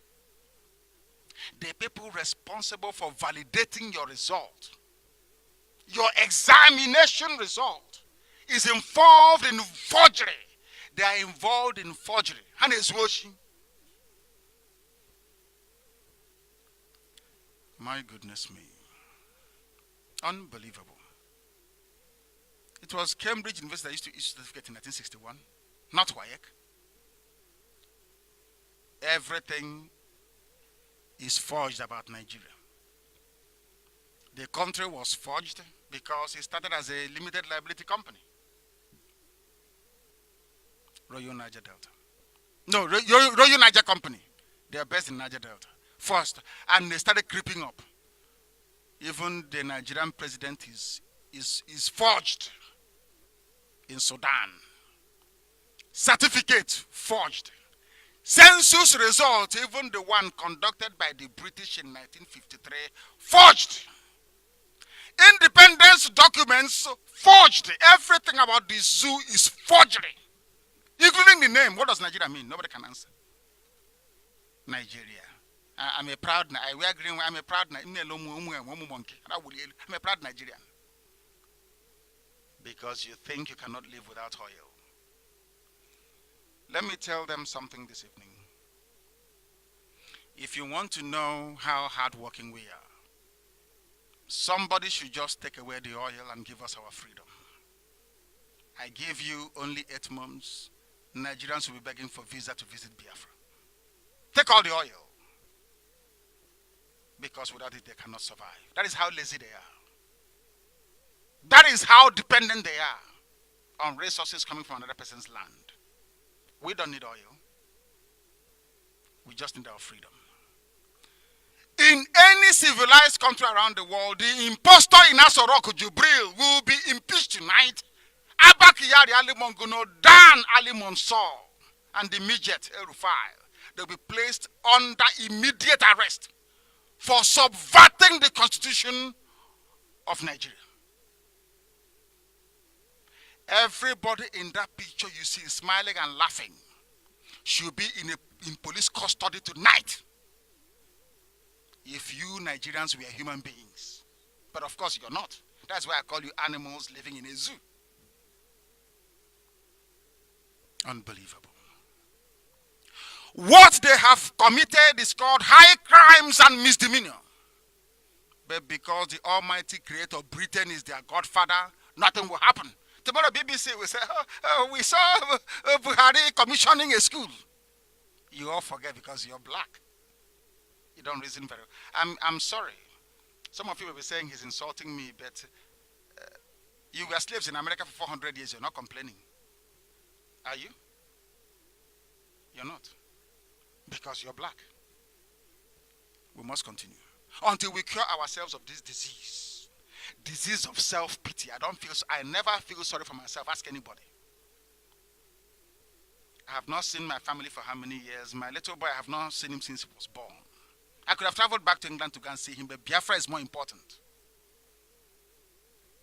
My parents are not in their home. It doesn't matter to me because Biafra is more important.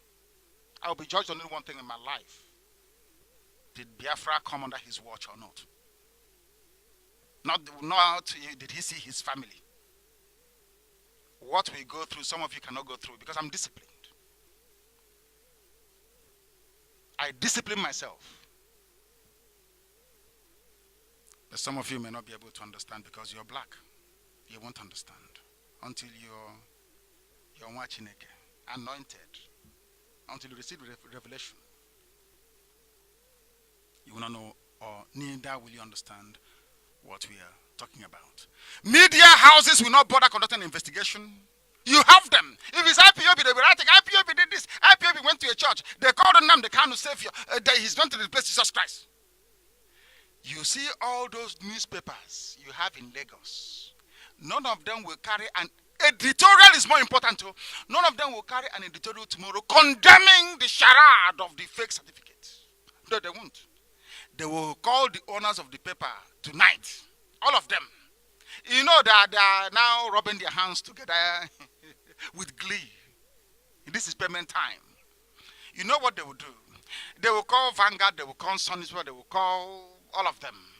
Including, of course, Daily Trust is full of the paper. They will say, how much do you need? Don't publish or criticize this nonsense we did yesterday. We said, and that'll be the end of it. Tomorrow you hear, this governor is fighting another governor over nomination of their son or their daughter as a replacement. This very issue will be swept under the carpet, and being Nigerians, nothing will happen. That is why you're Nigerian anyway, because nothing happens eventually.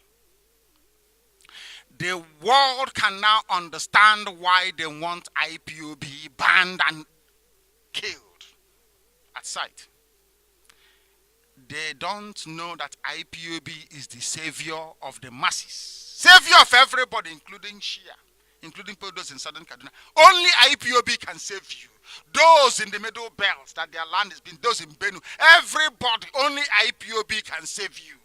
Because no other group of persons have the level of courage and determination we have to effect a positive, lasting change in the lives of their people. Nobody, apart from IPOB. Who else? Who is turning the zoo upside down? It's not IPOB. Not because we hate anybody, but because we hate what is happening to us. We hate it. Some of them that call the former ministers, they call them elder statesmen, because the Fulani man appointed you to become a minister at one point or the other. Because of that, your people can go and die and perish. It doesn't bother you. What concerns is that let them go and vote. Once they vote, they give you a bag of money. And that's it. You buy a column in a newspaper and you'll be talking rubbish every Sunday. And they call you an elite. We preach the truth here. If you don't like it, that is your business.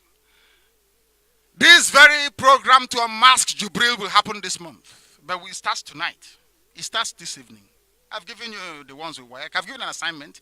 Check his hand. I've given you two. Look at his fingers. That's number one. And look at his face. Does it correspond? How do you call it bleaching? If you meet somebody who is bleaching, you know, Fanta face and Coke leg. That's what's happening here. Look at his face, like an old man, wrinkled old man, after extensive plastic surgery. In England, though, and look at his fingers, like a middle-aged person. This program to unmask Jubril will continue. But I want you to do something for me tonight. Get a pen and a piece of paper. You know, we always do this. That's why this is like a university. Get a pen and a piece of paper.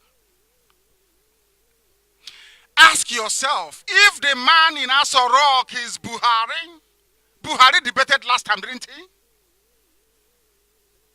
Why did the cabal say that Buhari will not debate Atiku?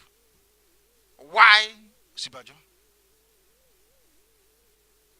Why is it that food, I've asked you this before, write it down. This is investigation that you, as an ordinary person, will do. So you appreciate what I'm saying.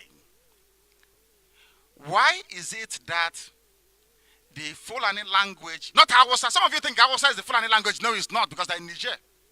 It's Fulfude, F-U-L-F-U-D-E. It is the main Fulani language. The dead Buhari can speak it fluently. How come this Jubril cannot speak it? Some of you don't know that Fulani people have their own language apart from Hausa. Ask yourselves, please. Buhari conducted a live interview when he was dying. December 31st, I remember, 2015, when he still had me in detention. Where he said that one they call Kanu, that I will rot in jail until he died. Then I came out. Not that if he was alive, that I wouldn't have come out anyway. Ask, why is it that when Buhari was dying in 2015, he was able to conduct a live interview? How come this Jubril that is younger, jumping from one place to another, from UN to Germany to London, everywhere, why can he not grant a live interview and be quizzed by journalists? I've asked you to tell Buhari, this Jubril, not Buhari, the dead Buhari is bald, as I am. But Jubril has hair everywhere. Ask him to remove his cap. Nabalian this night. Those of you in Aso Rock listening to me, ask Jubril to remove his cap. You will see that he's not bald, because he's not Buhari. Anybody will know a natural receding hairline, like my own. If you see it now, you know I'm losing my hair, isn't it? I couldn't hear about. And stress.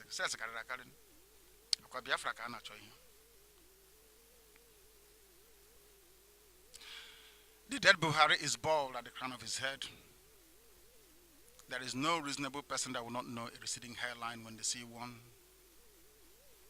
Look at the face certificate they issued yesterday and the face on it. And tell me if the face on that certificate is the same face you're seeing in Jubril. It's very simple. I want everybody to be another Nnamdi Kanu. I'm telling you, we must investigate this together. I have it already. But I want you to follow me as we do this together, to know that the man is fake.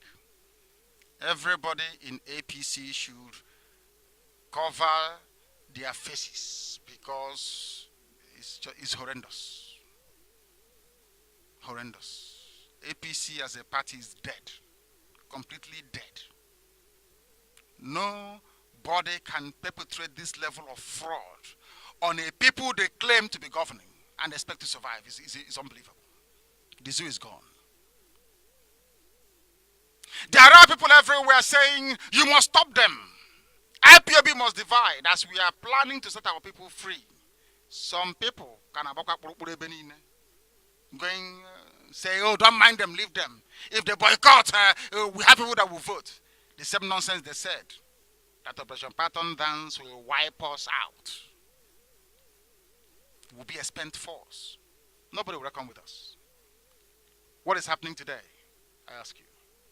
What is happening today? We cannot be defeated by mere mortals. Only Chukwuka guides what we do. We have nothing against anybody.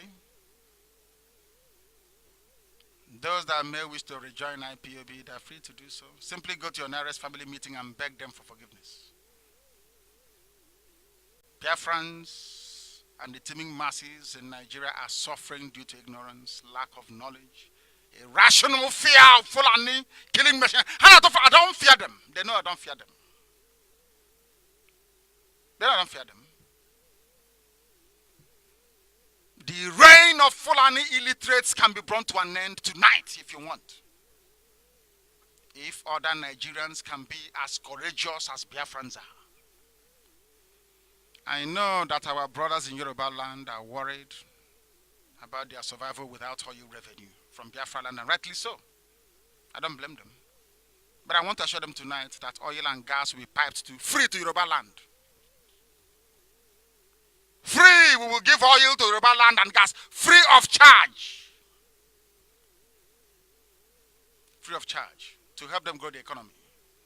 And I will also recommend to Biafrans when the time comes that we give oil to free to all West African states to help them grow. They are very poor and wretched, I assure you. I told them that without Biafra, Black Africa will remain poor. Biafra is the light. They're beginning to understand it. Is it not perverse? They pay you 18,000 naira minimum wage. You're begging them to make it 30,000 naira. What is 30,000 naira, Steph? It's not even the cost of a flight ticket from Abuja to Lagos. In a month, you pay your house rent, you buy food, you pay for transport, you pay school fees. From 18,000 naira, you are begging them to increase it to 30,000 naira. All you need for them to pay you 50,000 naira in a month is to join IPOB, remain resolute and disciplined. Therefore, tonight I'm calling on all the labor unions in Nigeria to join IPOB in election boycott. And I assure you they will offer you a minimum wage of 50,000 naira in a week if you want it. You must remain. Not when they call your leaders, they give them money. Buy them tacky flats in Dubai and bribe them. They start talking nonsense. Remain resolute. IPOB knows their leader is resolute. They know how they know. That was why even a year plus of absence, IPOB remains stronger than ever. Because they know I'll never fail them. The IPOB, don't you know that? Am I going to fail? IPOB, they know. No matter what you tell them behind my back, they will tell you it's not possible because we know him. I want all the leaders of the various trade unions and labor groups to emulate what I do. Money is nothing. What matters is legacy. That's this very beautiful film that I love watching. I think it was The Gladiator. I think it was Russell Crowe's character.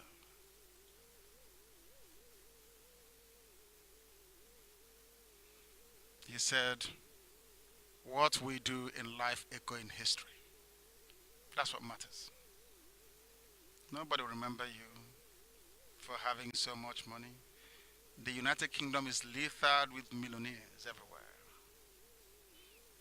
But they remember Churchill. They remember Wellington. Just a food for thought. We must continue. Ignore the scaremongering tactics of Nyanwodos or Hanese. If they meet anywhere, we'll scatter the meeting. They know it very well. They know we are determined. Ohaneze is proscribed, banned, dissolved. Ahejaga is Ushina Abuja. They steal with the name, that's all they do. What have they achieved? Nyanwo, the man that knelt down in front of Tinubu in his bedroom during his wife's burial, begging Tinubu to give him ACN tickets so he can contest to be governor of Enugu State. That is the man you call a leader? I know some of you are shocked.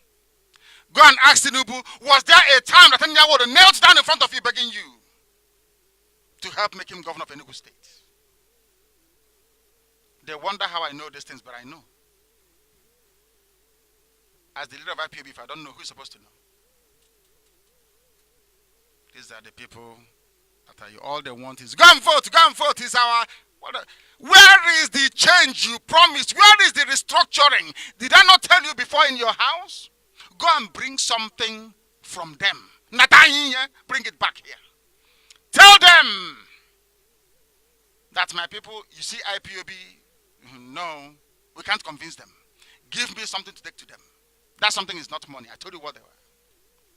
What is wrong in asking Nigerian government to open Port Harcourt Seaport? What is wrong with it? What is wrong with opening Warri Seaport? Can somebody tell me what is wrong with it? Papa is congested. Is it not common sense? Is it not common sense to open other seaports? They removed Ambode because of it. And you're claiming you love Nigeria. One Nigeria. A bunch of hypocrites. As Jimmy Cliff sang, all of you are hypocrites. I hate hypocrites in my life. I can't stand them. You pretend with this one Nigeria, but at the back you are afraid of an Igbo man. You are afraid of Biafrans. We must continue. What tangible result can ever come out of voting if not more misery and pain? They want you to keep voting and they keep recycling. They keep recycling them. Obasanjo was what's it called? He was the head of state before. He came back again as president. What happened? Nothing. He even delayed the introduction of mobile phones. Nothing. No achievement. They keep recycling. All of them, either ex-governor, ex-senator, they keep recycling them until we got to the evil that is Buhari. Thank heavens he's now dead. The same man that truncated a democratic process, carried out a treasonable act, which is a coup, wrecked the economy and killed innocent people. Some of you went to the polling booth to vote for him.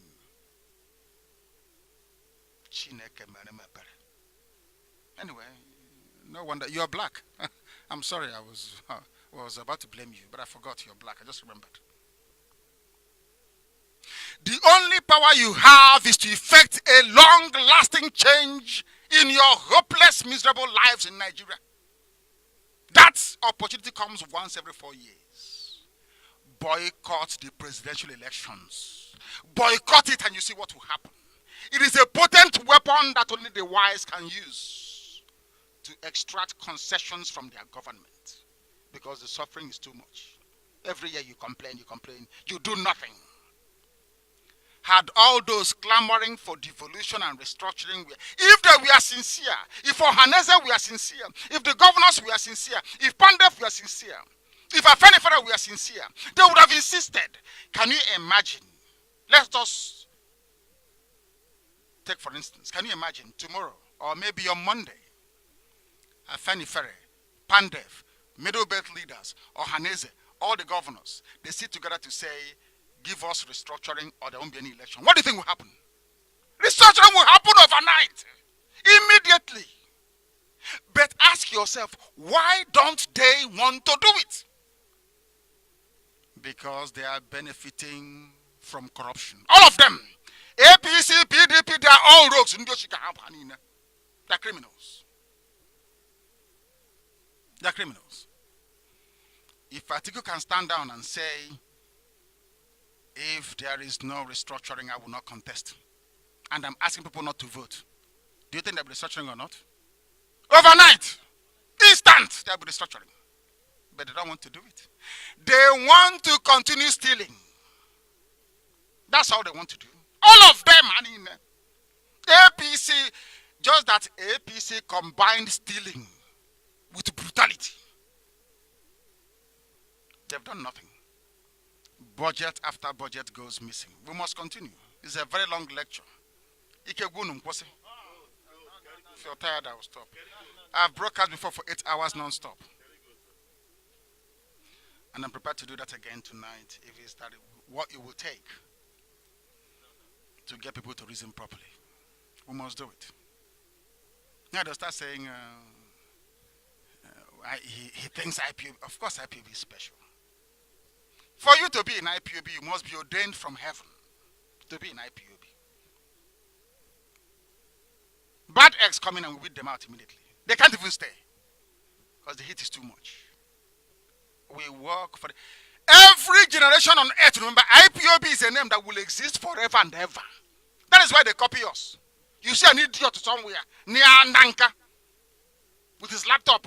They will take our protests, our videos, they'll put their logo on it and say it's them.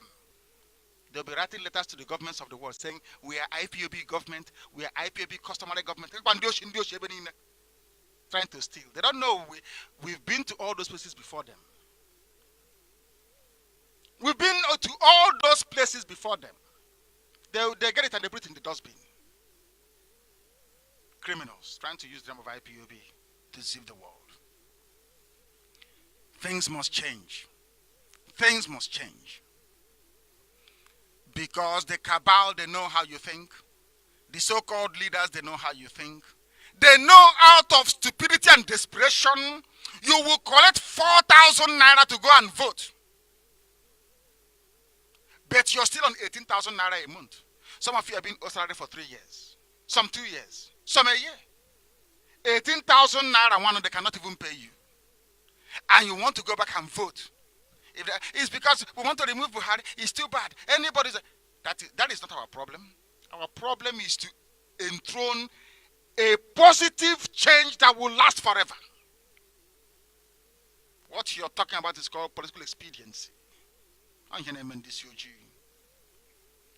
They want you to forget about Buhari's disregard for the rule of law, intimidation of judges, the lack of restructuring. All these things are there. Massacre, Fulani headsmen everywhere killing people. The army on rampage.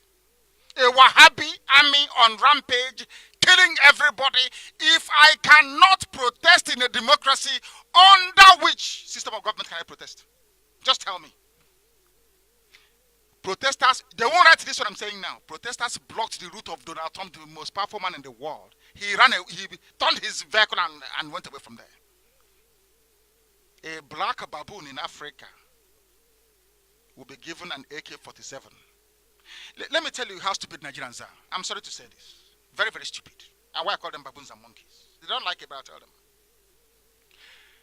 Please, my dear Nigerians, the army, you see army, soldiers, yes?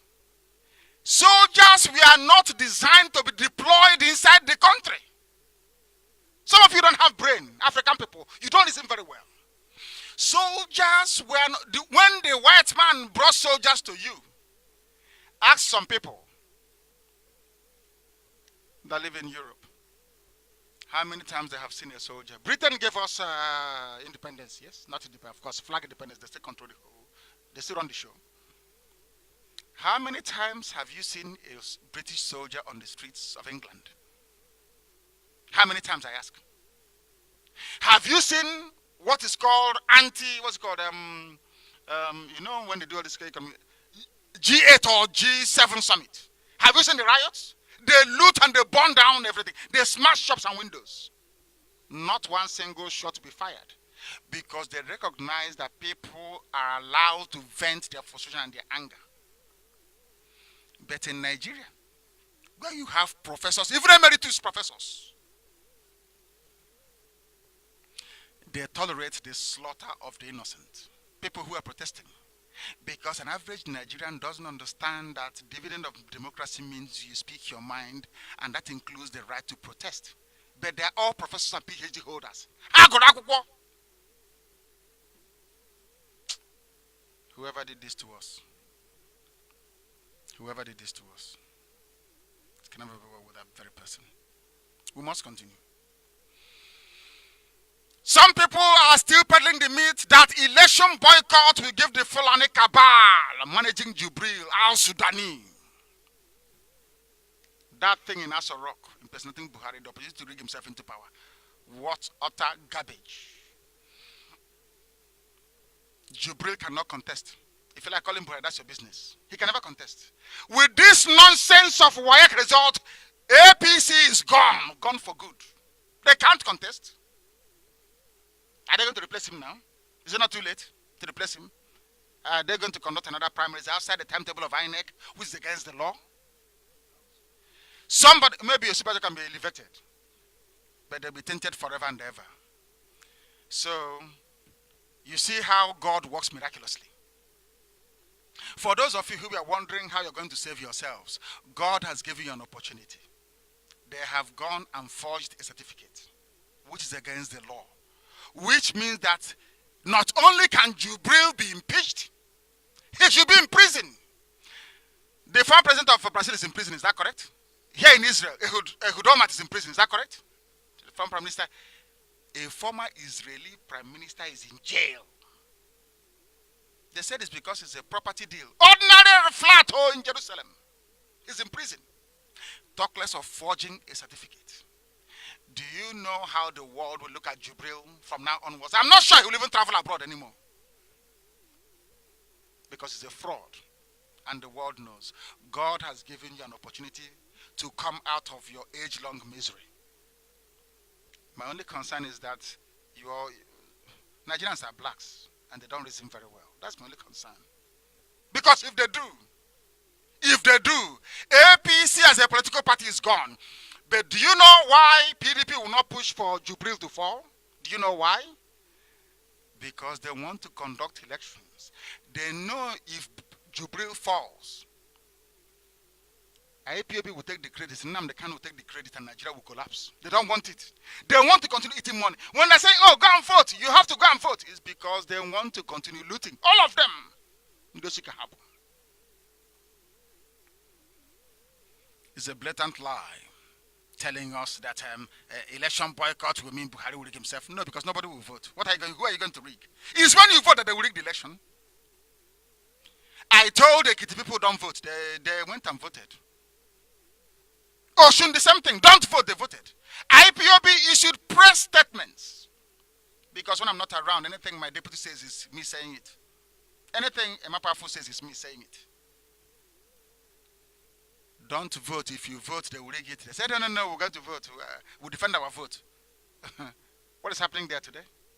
What is happening, I ask you? They will settle all other candidates, pay all the expenses, give them appointments, and that's it. And you'll be there saying that things are difficult.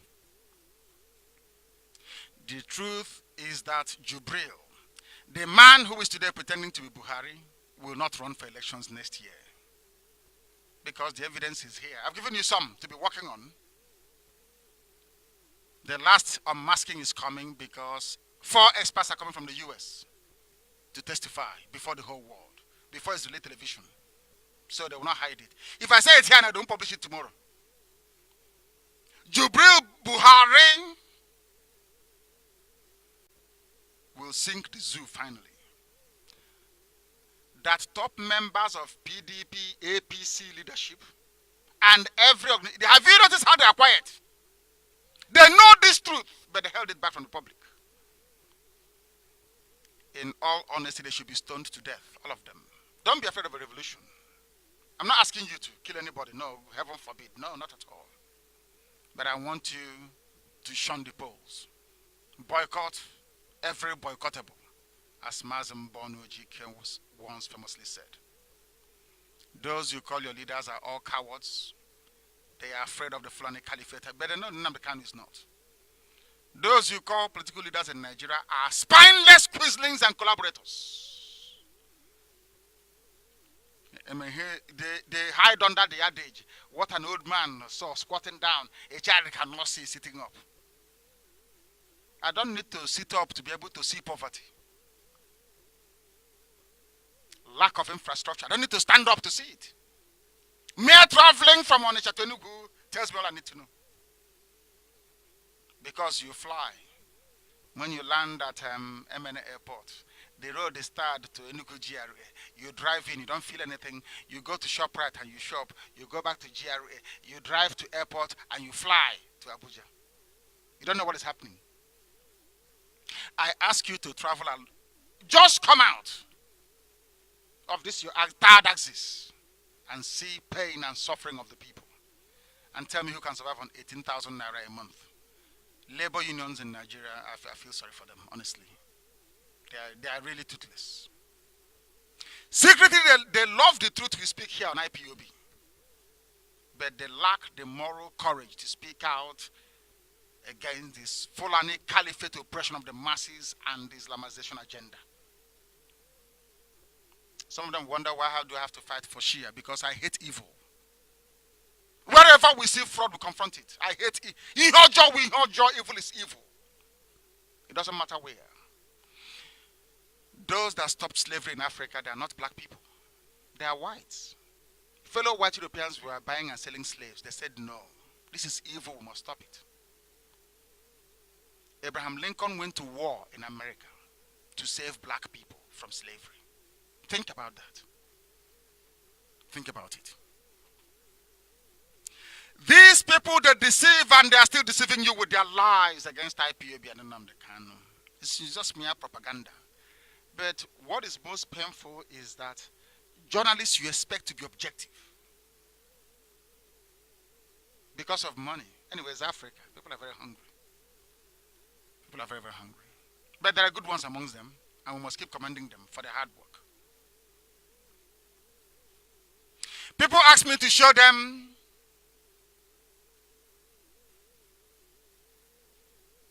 what happened. Why did the intelligence team of IPOB evacuate me from my house when they came to kill me? And this evening, what I need to say to them, Ikechukwu, you must prepare it. Those 3 prophecies. You must prepare it in an audio and make sure it's widely distributed. If anybody asks you, why did IPOB save the life of Nnamdi Kanu, their leader, you play it for them, because I am coming, and they know it. Prophet Muhammad, where did he go from? Is it from when they were pursuing him? Where did he go to? Was it to Medina? He fled to Medina, and he came back and conquered everywhere. Jesus was here, isn't it? Yeshua. Is that correct? Virgin Mary took him to Egypt the first time. Is that not correct? Where did David run to when Absalom was seeking to kill him? He went on exile. And then 2 times, he even went on exile 2 times. Is that not correct? Elijah. What is it? Yeah, exactly. Those who are crying that I survived by saying, oh, he escaped, he ran away. There are those that want me dead. They are the people working for the cabal, for the zoo. Because they know I am their headache. And they know that the zoo is about to fall. And there is nothing they can do about it. You know, here we discuss everything. I have no secret. That thing you say, you think that when you say it, I'll become very shy and afraid. No. When it's time to be presidential, I'll be presidential. I pursue to retire. Very simple. But when it's time to speak the truth, we're going to the trenches, that the truth might prevail. It's very, very important. Nnamdi Azikiwe ran to Ghana. Nelson Mandela ran to Nigeria. Is that correct? Kwame Nkrumah, the same thing. It is called retreating from danger. They came to kill me, for your information, with guns, hoping that if I bring out a gun, they will not label me a terrorist. And all of you will cover it up. The Nigerian media will cover it up, including BBC. And you will tell your children, that Nnamdi Kanu is causing trouble, you know. He had guns with him. But you brought guns to kill me. Do you see how blacks reason? Do you see how they behave? That's why Africa is poor. Very poor. They know their end is only a matter of time. The zoo will collapse. Let's move the country forward. Let us move it forward. The person that killed Delegiwa is still alive today. He's an oracle. They consult him in politics and political matters. Delegiwa, a good man. Do you know the funniest thing? What was Ken Serowa fighting for? He was fighting for Niger Delta, is that correct? Is Bayelsa in Niger Delta? Inego is in Niger Delta, is that correct? Capital of Bayelsa State in Niger Delta. Do you know that there's a street in Bayelsa State, in Yenagoa, named after Abacha? The same Abacha that killed Ken Serowa, fighting for the liberation of... There is a street inside Yenagoa called Abacha Road. Can you believe that? It's like having a street here in Israel named after Hitler. Is that possible? Or after Bormann? Is that possible? It's only in our place that somebody will kill you. You name a street after that person that killed you. Do you see how stupid we are sometimes? We are not normal, honestly. We are not. Ken Serowa died and the struggle died with him. And that's what we have revived. Because under Biafra, Ogoni land will be free, managing themselves and governing themselves with 100% control over their resources. The same thing with Ejo. Everybody will be free. Biafra is going to be a confederation. Confederation. Not just everybody will be on their own. Not tomorrow you say, Igbos are doing this to us, Anang are doing this. No, rubbish. Stay on your own. That's your oil, drink it. That gas, be sniffing it every morning. We just want to be free.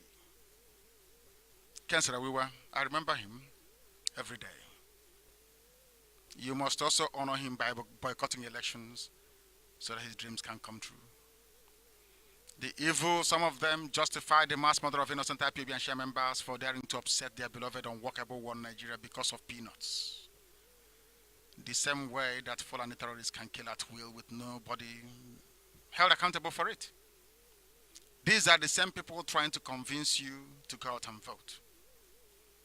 They want to turn the masses against election boycott because they think we are fools. But they know fully well that election boycott will solve the problems. They know very well. I remember what Che Guevara said about Africans and their lack of mental toughness in the face of adversity.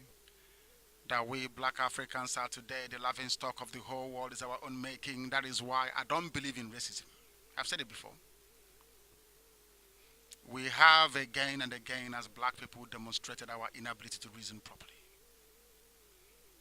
A teacher or civil servant is owed 3 years' salary.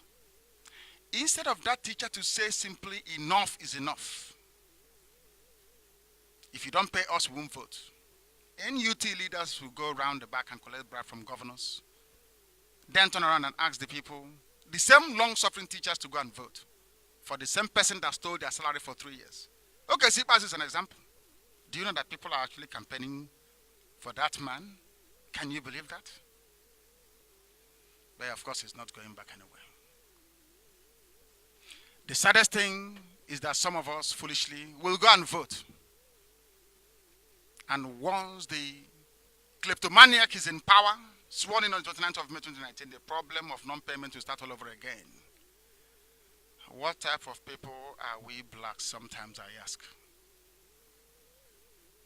Nyamwood and other socio-cultural people in Abuja want you to vote because of their own selfish benefit, not yours.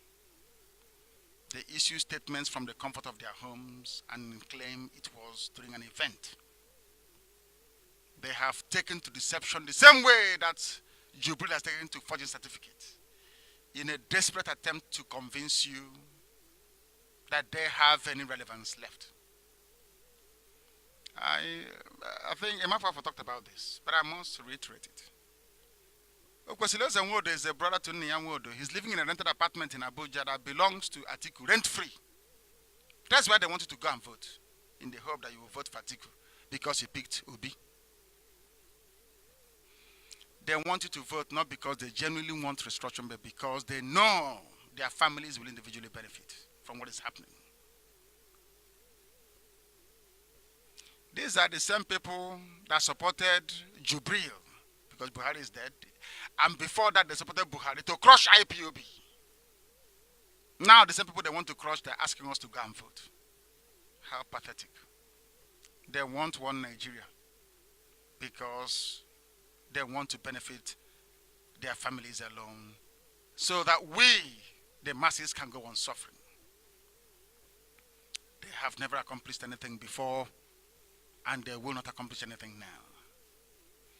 The fight against IPOB is a multi-million naira business. If you're hungry, you want a new laptop, you tell them, I know how to undermine IPOB.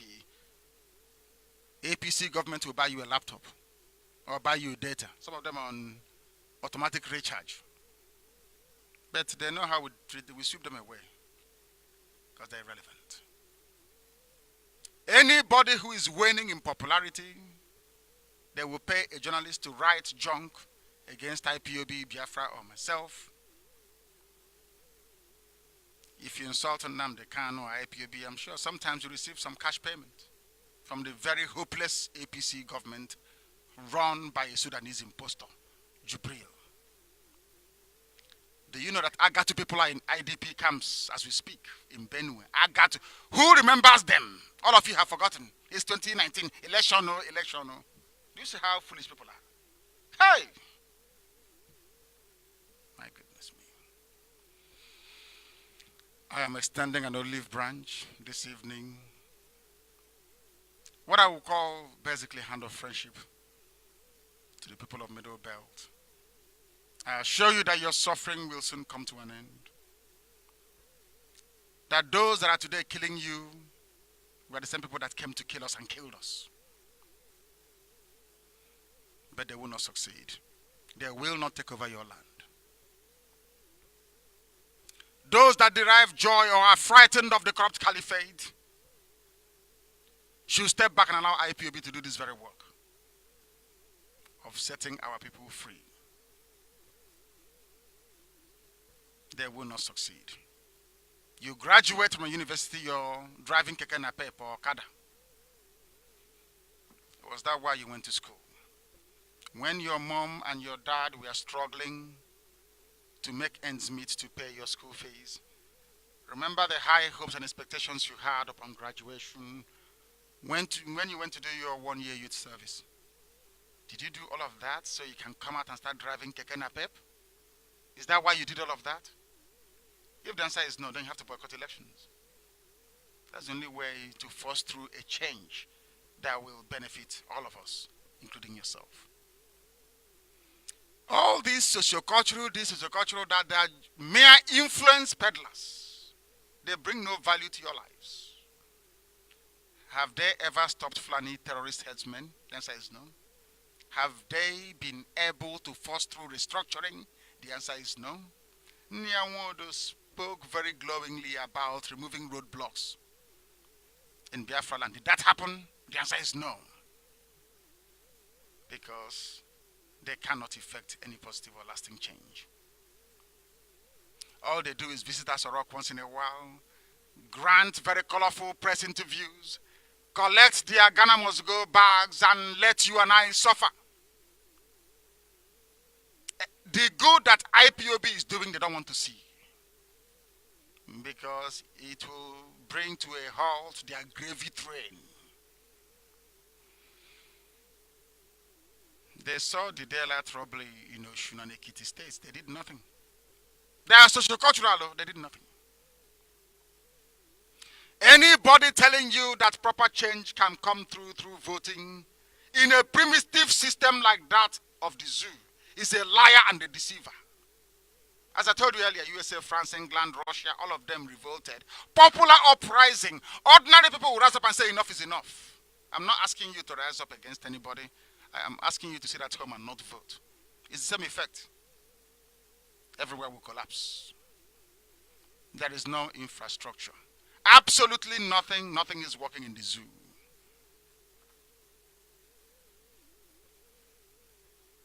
But they want you to continue to vote.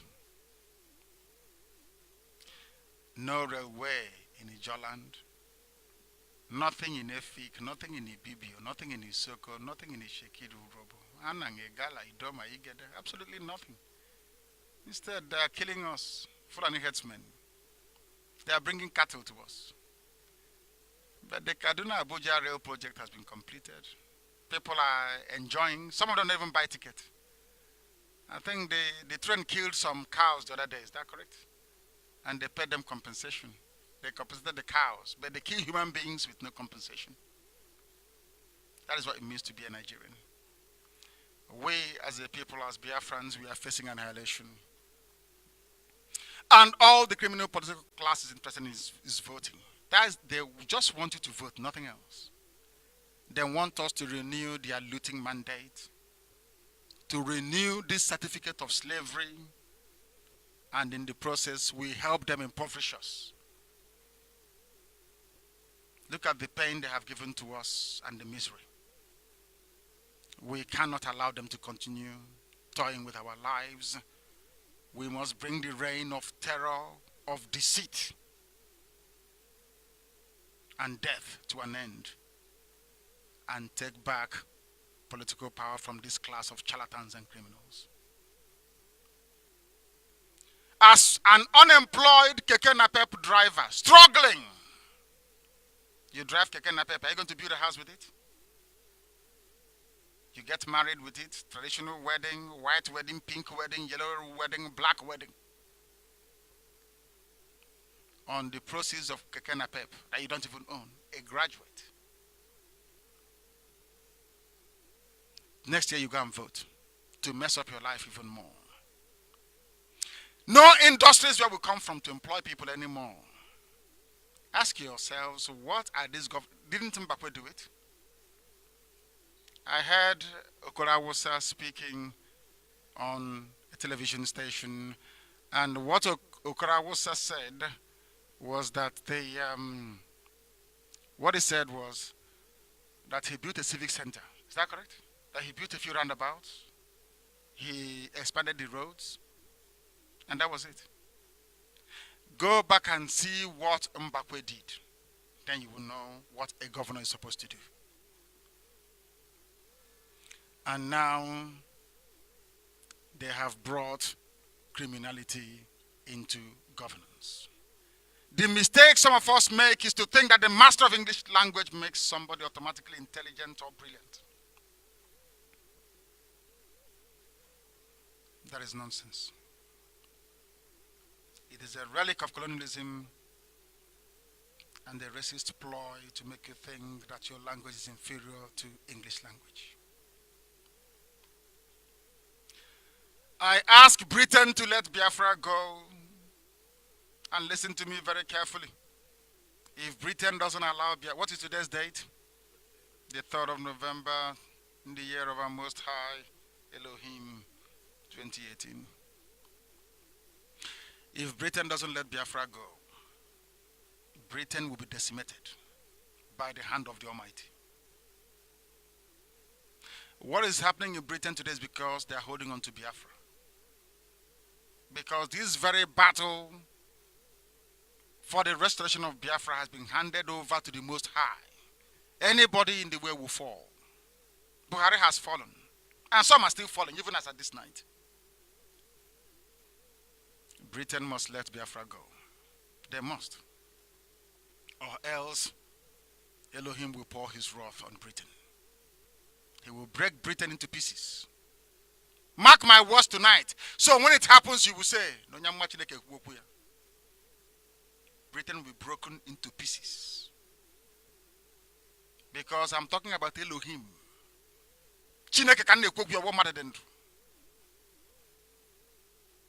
They must let us go. They must set Biafra free.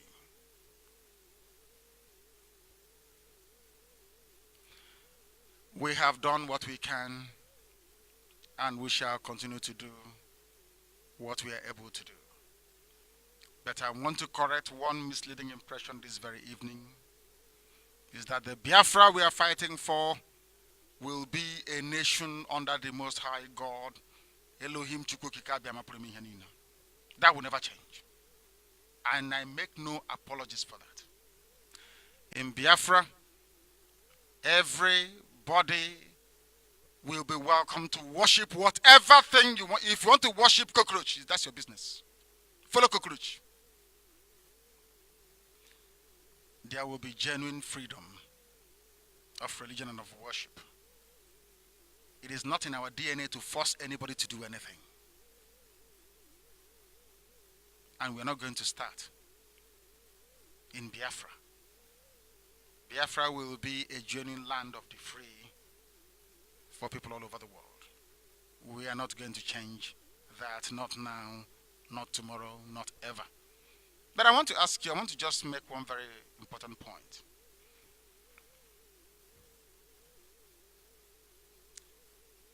Yeshua, according to the scriptures, the New Testament died for our sins. And I don't care if you believe it or not. Another Jewish man, white Jew for that matter, died for Biafra. His name is Bruce Mayrock. I want to ask you this question. Why is it that no other race decided to die for Biafra apart from a Jewish man? in America that burnt himself because his people were being killed in Africa. Bruce Merrock is white, Jewish, and an American. Let me tell you something else that I've told you before that you didn't know, or some of you may not have known. Do you know the reason why the world doesn't want to discuss Biafra? Every day, the same way they discuss every other thing. 11 French Jewish children killed themselves because of Biafra. Children, I said, they killed themselves in France because of Biafra. They are all Jewish. Think about it. There'll be freedom of religion in Biafra land. The same way that Chukwuka Biama is revealing things to me, I don't even want to share with another person. So if I'm the only one worshiping Chukwuka Biama the way I do, I even love it. That's where I will even be guarded jealously. Because it's a secret. It's not easy.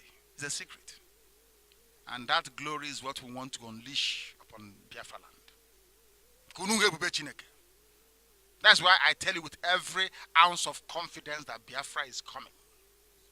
Nobody can, it doesn't matter who you are, you can't stop it. Any nation that rises to stop Biafra will be destroyed by the Most High. Keep your eyes on Britain and watch what is going to happen to them. I told Britain, leave Biafra to go. They said no. Watch and see. You know me, this is radio. Anything I say here comes to pass. You know that very well. I love Britain very much. I still class them as the most civilized race on this very. I've told them that many times. An Englishman is fair. All the people that stopped slavery will move back first. Imagine that Oluwade Kwano, you know him very well, our dear brother who was sold into slavery. He went to a British court of law and argued that slavery is bad. And he freed himself based on argument before a judge in England in the 18th century. That is why I will always have respect for England. If you go to an English court and you argue, if you can go to a court and argue that black is blue, and you're convincing, the judge will agree with you, based on reason. That's why I love England so much. They do everything based on reason. But as with everywhere else in the world, there are always bound to be bad people. I want United Kingdom, Britain, to rediscover its values of fairness, justice, and equity. That's what I'm asking for. Because Biafra will also be a very good ally for Britain in time to come. They must recognize that. Bruce Merrock is Jewish. He killed himself because of Biafra. 11 Jewish children in France, in Paris, burnt themselves to death because of Biafra. No other people did that for us. Only our own blood did it for us. Think about it, long and hard. You know, I have evidence that I cannot even produce on air because people will be too confused. Let's leave it for now and keep going and keep perhaps writing it on social media. Biafra will be a godly nation. A very godly nation, I tell you that. Do you know that in US currency they wrote in God we trust? Is that correct? I'm sure some people kicked against it. But today, dollar is the most sought after currency in the world. Is that not correct? Because they put their trust in God. The same way Biafra will be sacrificed as a sacrifice to Elohim. For your information, that was the promise I made before we got to where we are today. I said to Chukwuka Biama, we will use Biafra as a sacrifice unto your holy name. That Biafra will know you. Every child born in Biafra will know Elohim. Chukwuka Biama Benigwe. And our temple in Arochi will be rebuilt. Our temple will be rebuilt. For your information, I'm not asking you not to worship whatever. Anything you want to worship, you can worship. I'm not going to come to your house and ask you what I worship. We're not. Do you know who we are? We gave the world autonomy. We were practicing democracy in Biafra land before the Greeks ever existed. I want you to understand that. So we never force anybody to do anything. Afaruku, where my father is the paramount ruler, is an autonomous community from Ibeku, where I come from. Nobody can come from Ibeku to Afaruku to tell us what to do. So nobody is going to tell anybody in Biafra who to worship, how to worship, but no noise making. That's the only thing. We will not tolerate noise pollution. So that you know. This is Radio Biafra for joining us. The time now is nearly 10 p.m. here in Israel. We are broadcasting to the entirety of humanity. The way we always do. We come with humility, but we must tell you the truth. Freedom of religion is sacrosanct in Biafra land. I have priests and pastors who are my closest friends. Some of them are Yoruba who are praying for me. Some of you will be shocked. Yes, they are. And I also pray for them. Because they understand that what I'm fighting for is for the freedom of my people. I don't hate anybody. I only hate those that hate Biafra. If you hate Biafran people, if you hate an Igbo man, if you hate an Ijaw man, I will hate you.